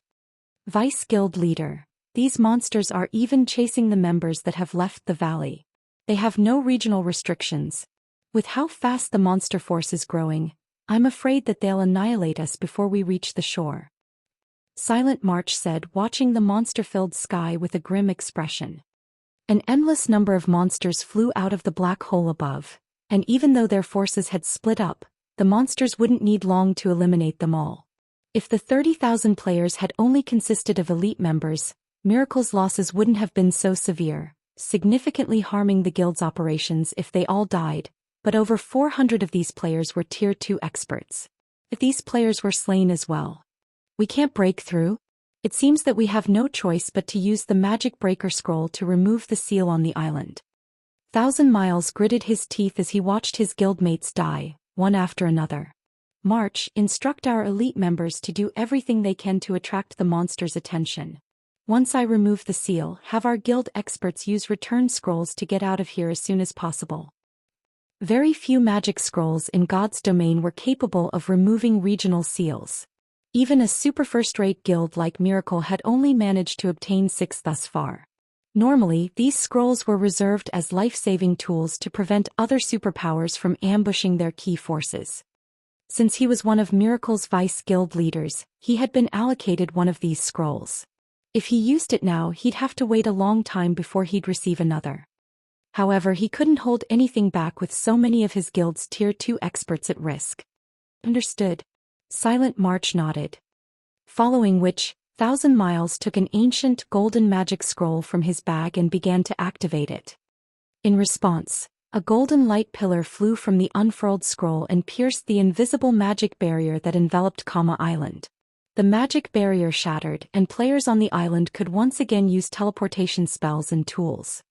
As the magic seal faded, Miracle's members breathed sighs of relief. With the barrier gone, they would not have to rely on their own feet to escape the island. Once they found a safe location, they could use a return scroll and leave this nightmare. However, just as Miracle's many experts activated their return scrolls to flee this godforsaken island, the scroll's loading bars were interrupted. What's going on? Why can't I teleport? No. We're still under the magic seal's effects. But didn't we remove the barrier? The development left Miracle's fleeing experts confused. Even 1,000 Miles, who had just used the magic breaker scroll, was bewildered. Vice Guild Leader, look at Black Flame. I think he just used a magic seal. A ranger with sharp eyesight announced as he pointed to the mountain and Shifeng. Hearing this, 1,000 Miles spun towards Shifeng. Multiple magic arrays hovered around the swordsman, all of which manifested to seal off Kama Island. Black Flame, you're courting death. 1,000 Miles' gaze was frosty as he glared at Shifeng, his enraged bellow echoing throughout the valley. Every Miracle member in the valley stared at Shifeng with hatred and killing intent. They had already used their only magic breaker scroll, so only death awaited them if another magic seal enclosed the island. Courting death. Seeing 1,000 Miles' wrathful expression, Shifeng couldn't help but laugh as he replied, "So what if I am?" In truth, Shifeng hadn't wanted to open an abyss passage on Kama Island. Once it opened, it would affect the region, and with the exception of himself, the ancient abyssal book's owner, the abyssal monsters would hunt down every player within range. Activating the abyssal passage had greatly affected his plans for the manatite vein. Although Shifeng had expected information on the manatite vein to leak and had prepared certain countermeasures, he hadn't expected it to happen so soon. Moreover, Miracle had intended to take the vein for itself rather than negotiate. He couldn't afford to be courteous with the enemy guild. He would teach Miracle the price for trying to steal Zero Wing's manatite vein. Black Flame, do you truly think Miracle will let you off the hook for this? 1,000 Miles threatened as he watched the sealing magic array complete. Your entire guild will face Miracle's wrath, not just you. Guild leader Black Flame, many of Miracle's experts are on Kama Island. Our guild leader isn't exaggerating. If you complete the seal on Kama Island, Miracle will do everything it can to destroy Zero Wing. Silent March attempted to persuade Shifeng.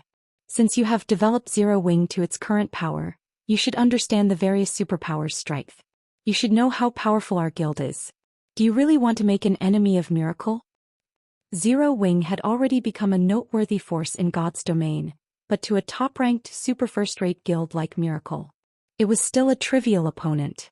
The only reason Miracle had not turned against Zero Wing thus far, despite the guild's multiple transgressions, was that it had much better things to do with its time and resources.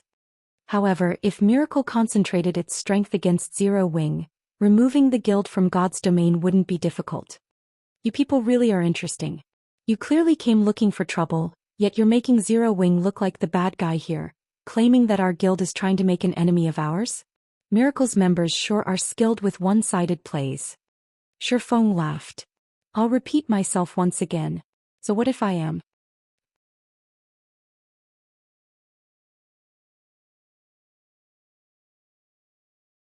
Although the price of distracting the abyssal monsters was considerably high, it was possible and it would allow a few players to slip by reaching their target.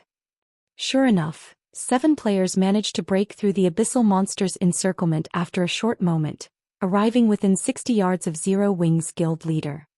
Even if I can't move, I can still use my skills and spells. Seeing the approaching enemies, Shifeng promptly activated Chilling Field. The moment Chilling Field activated, the 7 Miracle members immediately felt a chill envelop their flesh. Both their movement speed and attack speed significantly decreased. Before the Miracle members could move within 40 yards of Shifeng, icicles exploded from the ground, striking the 7 players as damages in the tens of thousands appeared above their heads. The mana on Kama Island was extremely thin, which limited the combat power players could exert, and with Chilling Field's movement speed reduction, dodging the icicle's attacks became impossible for the 7 miracle players. In the blink of an eye, the attacks killed 2 players. Only the 5 Refinement Realm experts managed to avoid death. However, while the 5 Refinement Realm experts had dodged the first wave of Shifeng's attacks, the swordsman was far from finished. As a constant stream of attacks bombarded them, the Refinement Realm experts were forced to halt their advance, focusing on defense.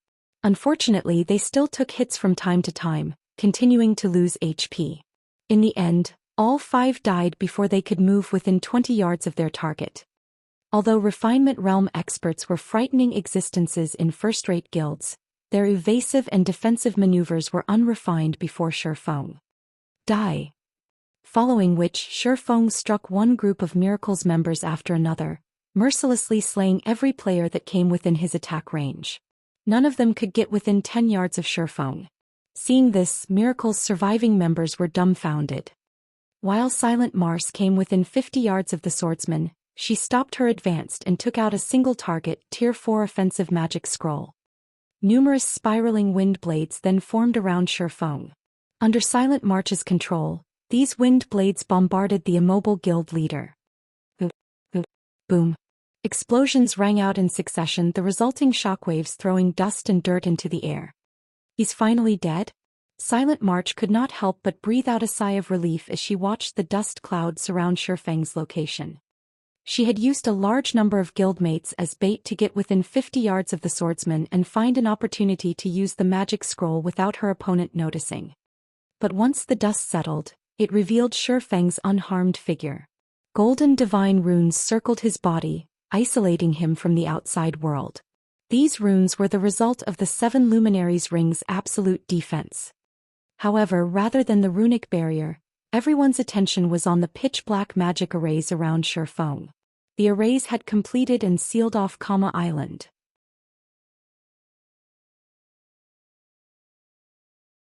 Chapter 1944, Slaying 1,000 Miles, U. 1,000 Miles paled when he saw the fully formed magic arrays. Magic scrolls like the Magic Breaker Scroll was the only way to remove the magic seal once it was complete and before its duration ended. It's over. We're doomed. When the rest of Miracle's army saw the magic barrier slowly spread out from above them, they were distraught.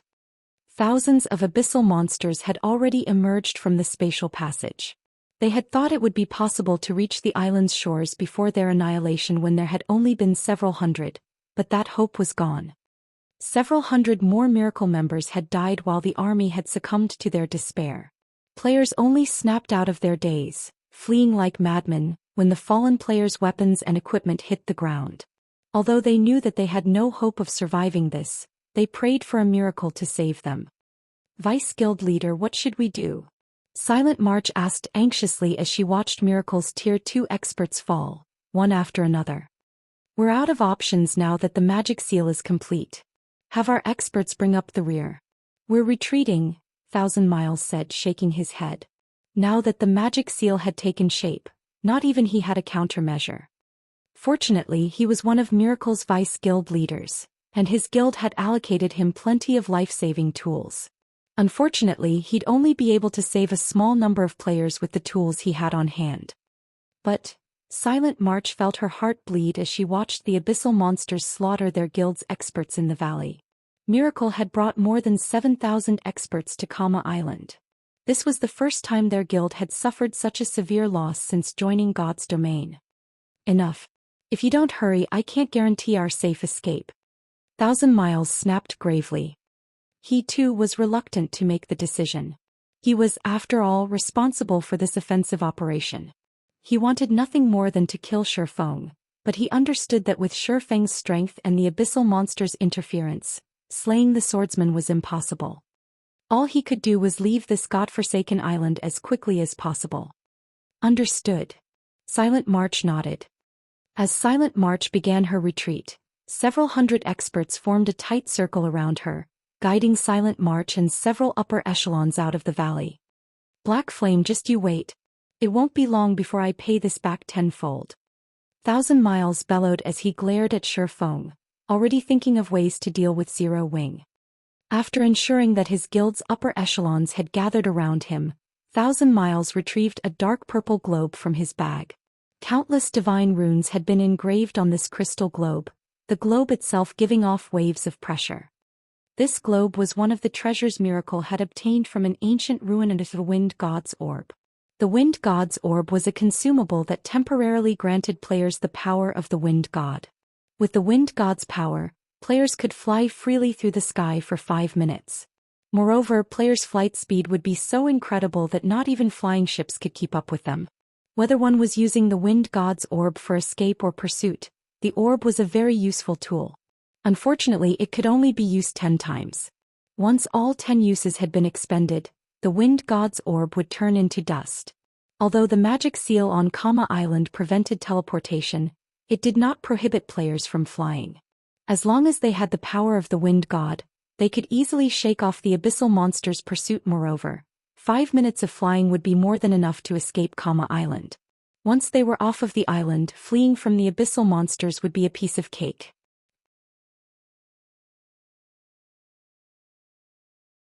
He could not help but feel a little astonished when he saw the dark purple globe in 1,000 Miles' hands. Miracle really is quite generous to have given him such a precious item, but you must be dreaming if you think you can escape with that. Shi Feng then activated Gale Domain, transforming into a blur as he flew toward 1,000 Miles. The Wind God's Orb had been extremely famous in God's Domain, a masterpiece crafted by an ancient civilization. As long as there were no magic arrays that prevented flight in an area, even Tier 5 players wouldn't stop a player endowed with the Wind God's power. Only Tier 6 players would have the ability. Hence, the Wind God's Orb had been publicly acknowledged as one of the top 10 treasures for pursuit and escape in God's Domain in the past. However, the Wind God's Orb had an obvious flaw. It required a lengthy channeling time. Each endowment required roughly 15 seconds. Although Shi Feng was currently around 800 yards away from 1,000 Miles, he could cross the distance in less than 10 seconds with the effects of Gale Domain. Of course, Miracle's members noticed Shi Feng's movement. Black flame. 1,000 Miles' rage burned even brighter when he saw Shi Feng's approach. Escort team, block him with everything you've got. I'll kill him myself in a moment. He had called off the assault on Shi Feng simply because he found the task troublesome. He had decided to ignore the man and let the hateful bastard live for a few more days. However, Shi Feng ignored his benevolence and now targeted his life. Vice Guild Leader, rest assured we'll make sure he doesn't leave your sight. We'll show this brat just how ignorant he is. A silver-armored, middle-aged man confidently declared as he watched Shi Feng's approaching figure. After saying so, the middle-aged man who led the escort team, and the team's 200-plus members vigilantly awaited Shi Feng's arrival. Once the flying swordsman was within 100 yards, the escort team activated their berserk skills. A few members even activated a magic array, trapping Shi Feng within a magic barrier. Shatter. When Shi Feng was less than 60 yards away from 1,000 Miles, he activated Power of Darkness and swung down Killing Ray. Lightning Slash. A blue lightning bolt tore through the sturdy magic barrier, and by the time Miracle's players noticed it, the bolt had pierced through 1,000 Miles' body, devouring all of his HP.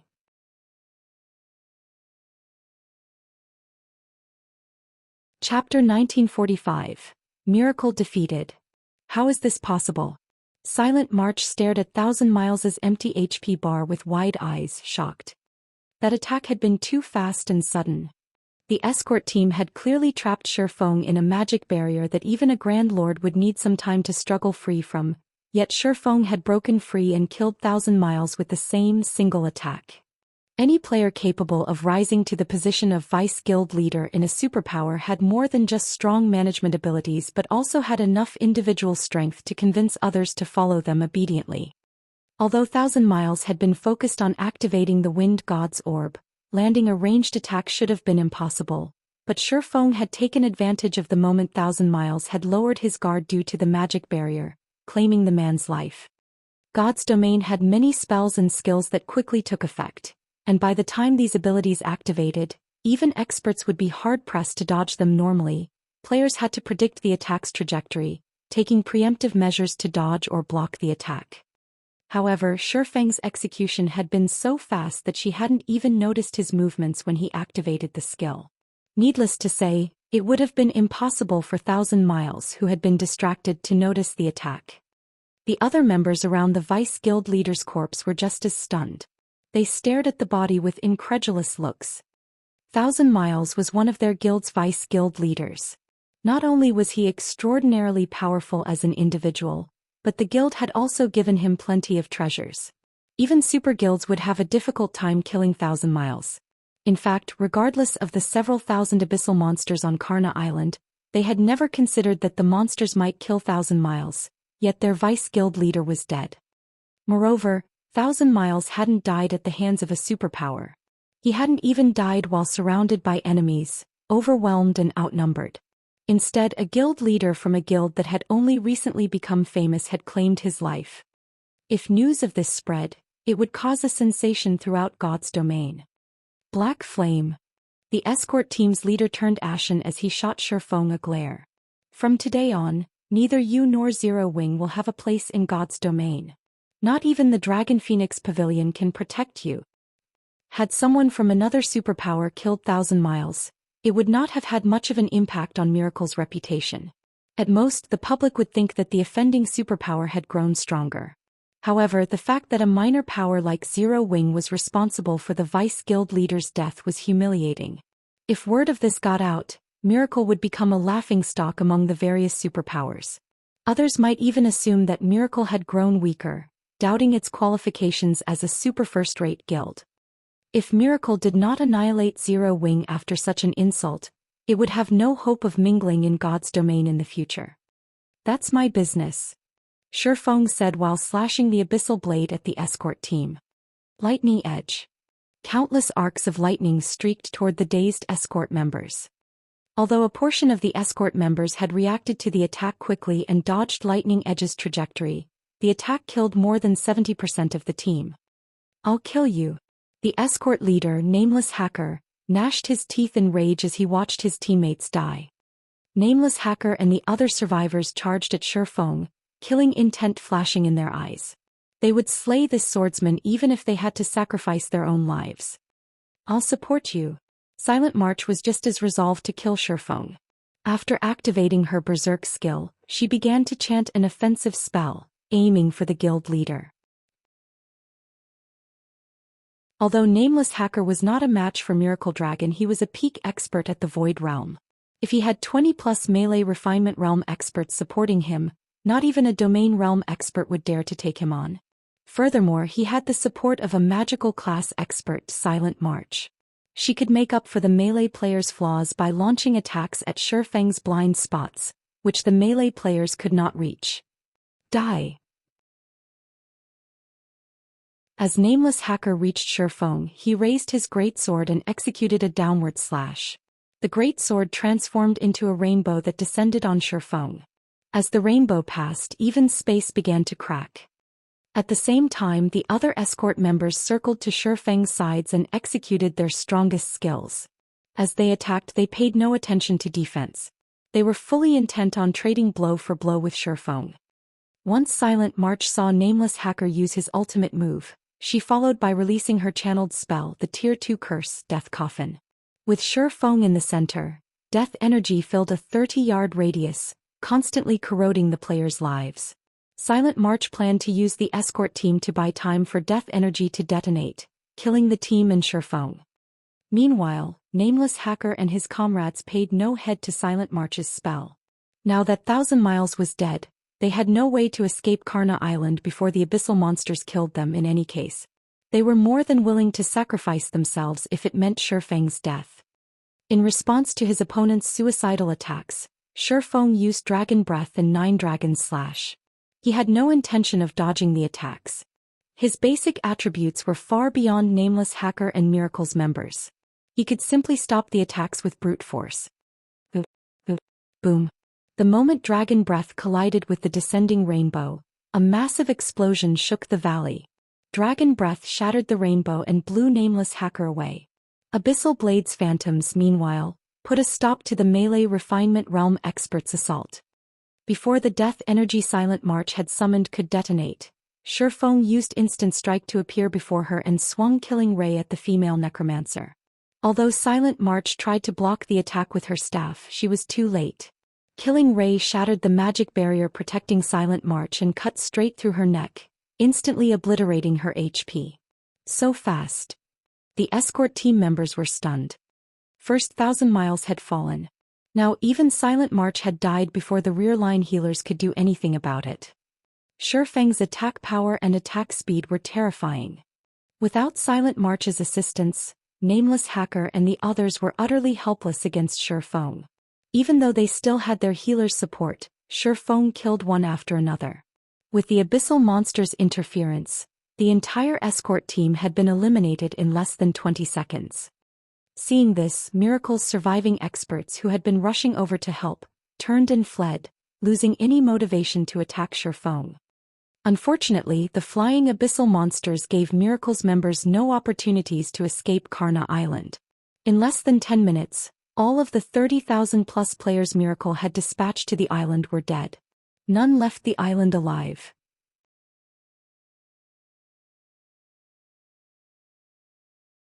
Chapter 1946, Impossible Outcome. After Miracle's forces on Kama Island were annihilated, the abyssal monsters circling above began to scatter to the surrounding areas. And Shifeng couldn't be any happier to see it. Although this turn of events would be a problem for players developing in the Sea of Death, it would benefit him. The abyssal monster's presence would deter anyone from approaching Kama Island.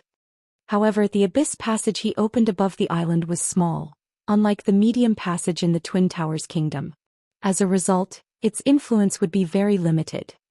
In the continent of God's domain, abyssal monsters couldn't roam freely since they were foreign to this world. Hence, the world's power constantly suppressed them. The farther they ventured from the abyss passage, the stronger this suppression would become.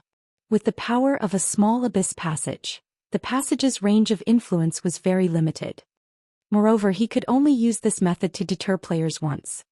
Each ancient abyssal book could be used to open only 2 abyss passages, a medium passage and a small passage.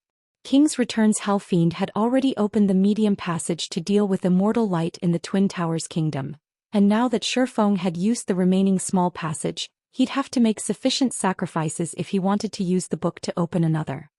To open another passage he would need to sacrifice 50,000 players for a small passage, 300,000 players for a medium passage, or 1 million players for a large passage. Capturing so many players to sacrifice would be an immensely difficult task. He might be fine if his actions went undiscovered, but once other players found proof of his wrongdoing, the consequences would be horrendous. After watching the abyssal monsters venture away from Kama Island, Shifeng began to loot the battlefield. Meanwhile, in the Dragon Phoenix Pavilion's temporary residence on Thunder Island, Big Sis Rain, I've notified every fleet in the Sea of Death. Since we cannot command those under 9 Dragons Emperor, we only have 3 fleets heading towards Kama Island. They should arrive in half an hour at the earliest, Blue Phoenix reported.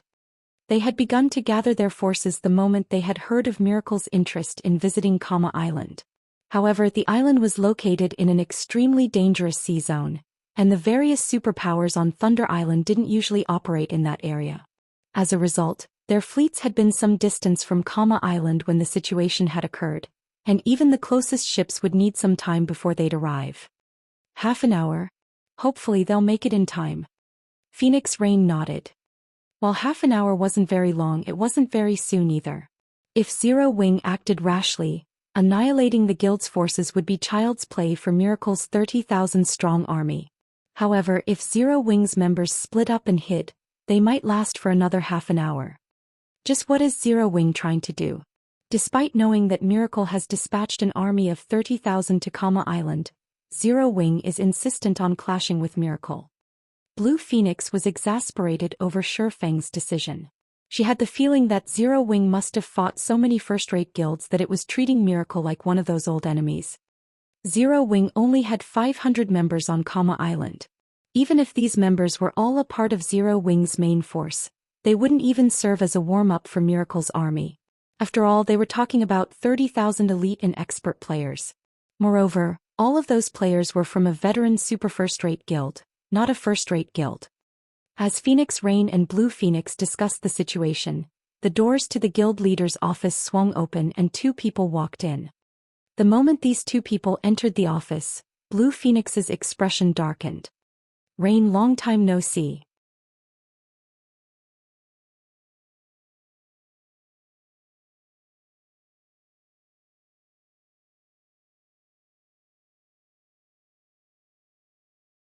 Chapter 1947, Bountiful Harvest. Miracle's been annihilated.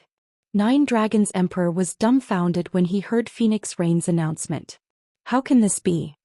Miracle wasn't an ordinary super first-rate guild. Aside from its weaker legacy, it was stronger than some super guilds overall. Furthermore, 1,000 Miles had led the operation personally. If another superpower had to face Miracle's 30,000-man army, the battle would be bitter even if the superpower thoroughly prepared, much less annihilate Miracle's forces. Annihilating Miracle's army would be far more difficult than simply defeating it. If Miracle's 30,000 players decided to scatter and flee, no power should be able to eliminate them all even if the army were badly outnumbered. How could Zero Wing possibly achieve such a feat? Big Sis Rain, are you sure? Even if Zero Wing managed to obliterate Miracle's army, 1,000 Miles shouldn't have died. As one of Miracle's vice guild leaders, he should have plenty of life-saving tools on him.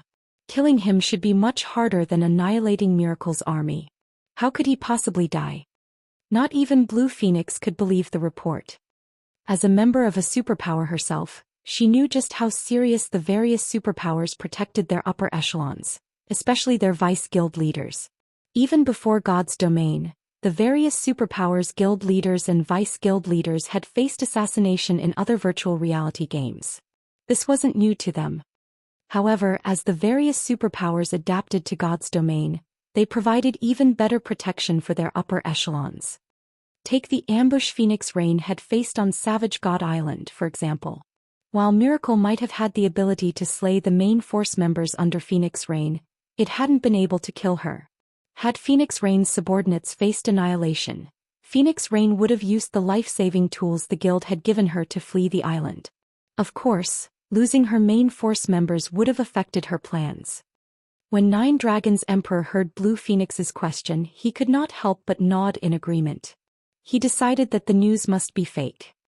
It would have already been impressive if Zero Wing's small team of 500 escaped Miracle's forces, but no matter how strong those players were, annihilating Miracle's army should have been impossible, not to mention slaying 1,000 Miles. I wondered the same thing, but I've just verified the information. Miracle has issued a red annihilation order on Zero Wing. It's the highest-ranking annihilation order available in Miracle. Issuing this order means that there are no options for reconciliation between Miracle and the order's target, and only one of them will be allowed to live, Phoenix Rain said. Why would the guild issue a red annihilation order if Zero Wing didn't annihilate its army? That is a lie, right? Miracle's army had more than 400 Tier 2 experts. Such a severe loss will certainly affect Miracle's future plans. Blue Phoenix still couldn't believe the news, but faced with the facts, she had no choice but to accept it as truth. Miracle had issued the red annihilation order in the past, but only when the guild had expected a decisive battle with another superpower. No matter how she looked at it, now that Miracle had used the order on Zero Wing, it must have suffered a humiliating loss against the smaller guild. Nine Dragons Emperor, what a pity. It seems that my ally is quite reliable and no longer requires my help. If you have nothing else, I must ask you to leave. Unlike you, I don't have much free time. I still have to take care of many matters on Thunder Island. Phoenix Rain smugly dismissed Nine Dragons Emperor. You? Veins bulged on Nine Dragons Emperor's forehead. After taking a moment to calm down, he sneered and said, Phoenix Rain, don't get excited so soon. Zero Wing might have gotten lucky and defeated Miracle, but you know better than I just how frightening Miracle is. Zero Wing has ignorantly pushed itself onto the path of annihilation. It won't be long before Zero Wing is thoroughly removed from God's domain. After Nine Dragons Emperor finished, he turned and left the office in a huff. Seeing Nine Dragons Emperor's frustrated expression, Phoenix Rain felt refreshed. However, she knew that Zero Wing had gotten itself into more trouble than ever before. Phoenix Rain wasn't the only one to learn of Miracle's extermination. All of the various superpowers received reports on the battle on Kama Island. Haha. Zero Wing really is impressive to cause so much damage to Miracle. Even 1,000 Miles was slain. The guild has dragged Miracle's reputation through the mud. Let's see if Miracle still dares to call itself #1 among super first-rate guilds. I had never thought that Miracle would suffer such an upset one day. If Miracle doesn't deal with this matter properly, it will become a laughingstock in the sea of death. Zero Wing is quite powerful. With such capabilities, it should easily rank among the top 5 of up-and-coming guilds. The news of Miracle's slaughter surprised all of the various superpowers, although they also pitted Zero Wing. With how much potential Zero Wing had displayed thus far, it was guaranteed to become a super first-rate guild if given enough time. However, now that Zero Wing had provoked Miracle, the guild had no future to speak of. Had Miracle's defeat been minor, it would have, at most, sent some guild experts to harass Zero Wing. As a superpower, Miracle had a lot on its plate after all. It couldn't utilize its full strength to deal with some small guild. However, this situation was different. Not only had Zero Wing slaughtered Miracle's 30,000-strong army, but it had also killed 1,000 Miles, one of the guild's key figures. This was a great embarrassment for Miracle. If the super first-rate guild didn't obliterate Zero Wing and restore its reputation, even as a superpower, it wouldn't survive long in God's domain. Meanwhile, Zero Wing, which hadn't been particularly famous in God's domain outside of Starmoon Kingdom, had become a household name. Even the kingdoms and empires far from Starmoon Kingdom now knew the name Zero Wing. Meanwhile, back on Kama Island after working tirelessly for more than 2 hours, Shifeng finally collected the items Miracle's members had dropped. Miracle had dispatched over 30,000 players to Kama Island, and over 7,000 of them were experts. The guild had also sent more than 400 Tier 2 players. One could easily imagine how powerful the dropped items were. However, Shifeng did not store everything in his bag, which only had a limited amount of space. Hence, he only stored the best items, ignoring the common weapons and equipment. Even so, he still claimed more than 7,000 items, including over 500 level 50 fine gold weapons and equipment, and over 100 level 50 dark gold items. When exploring a corner of the valley, Shifeng noticed a crimson crystal globe on the ground. Within the globe burned a golden flame, and as if the flame had a life of its own, it transformed into a small flaming dragon as Shifeng approached. Fire Spirit. Shifeng gasped when he saw the item.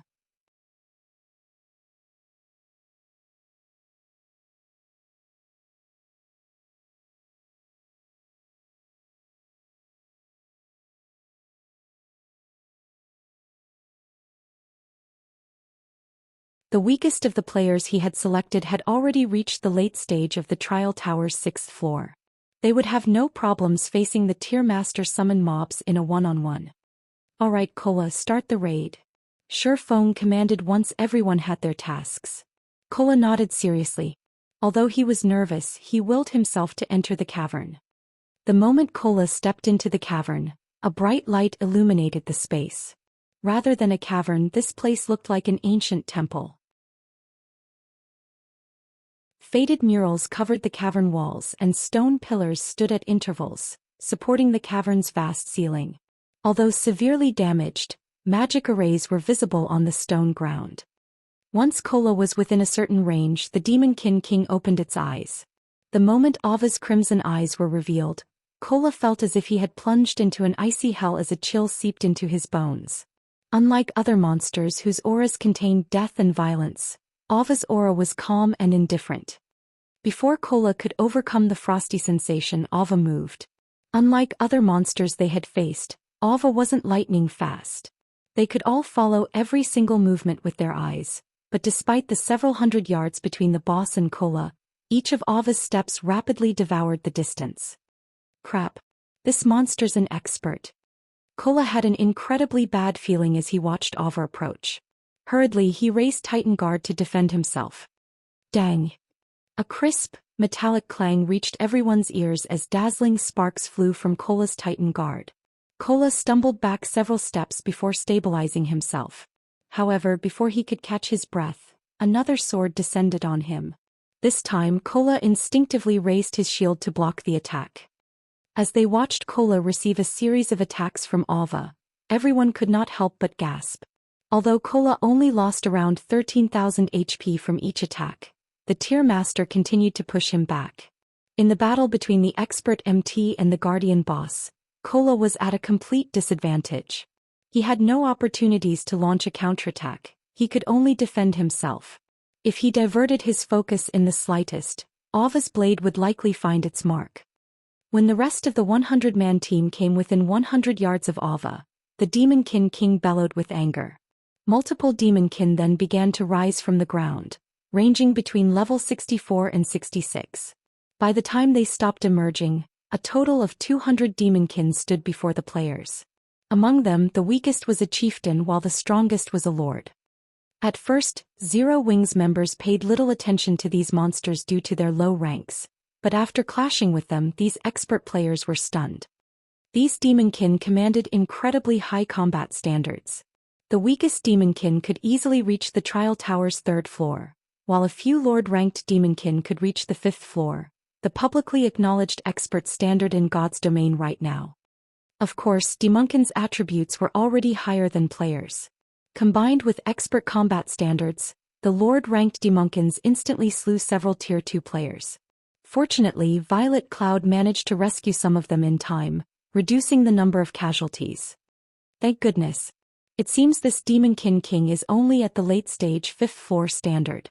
Defeating it shouldn't be a problem. After watching Cola fight Alva for some time, Shifeng had a rough estimate of the Guardian boss's combat standard, and he could not help but breathe out a sigh of relief. Not all Tier Masters were equal. The weakest among them were close to reaching the Trial Tower's 6th floor. In other words, the 5th floor's late stage. In a large guild, a player with such a combat standard would be considered a relatively strong expert. As for the stronger Tier Masters, some had even reached the Void Realm. Fortunately, Alva was one of the weakest Tier Masters. Had it been slightly stronger, Cola would have died instantly even if he met the attribute requirements for this raid. The only reason Alva was able to suppress Cola was its mythic-ranked attributes. Although Cola's life dangled off the side of a cliff, Alva couldn't push the MT any farther. Furthermore, Cola could activate his Berserk skill to bridge the gap between them. Under Shifeng's command, Cola activated his Berserk skill, instantly decreasing the raid's difficulty. Meanwhile, with Turtledove and Yi Wumian tanking most of the mobs, the rest of the team was free to attack the Demonkin King, decimating its HP. 90%, 70%, 50%. When Alva only had 1% of its HP remaining, Shifeng activated Divine Providence and finished the Demonkin King off with Shadow Blade and Lightning Slash. As soon as the Guardian boss fell, a system notification reached everyone's ears.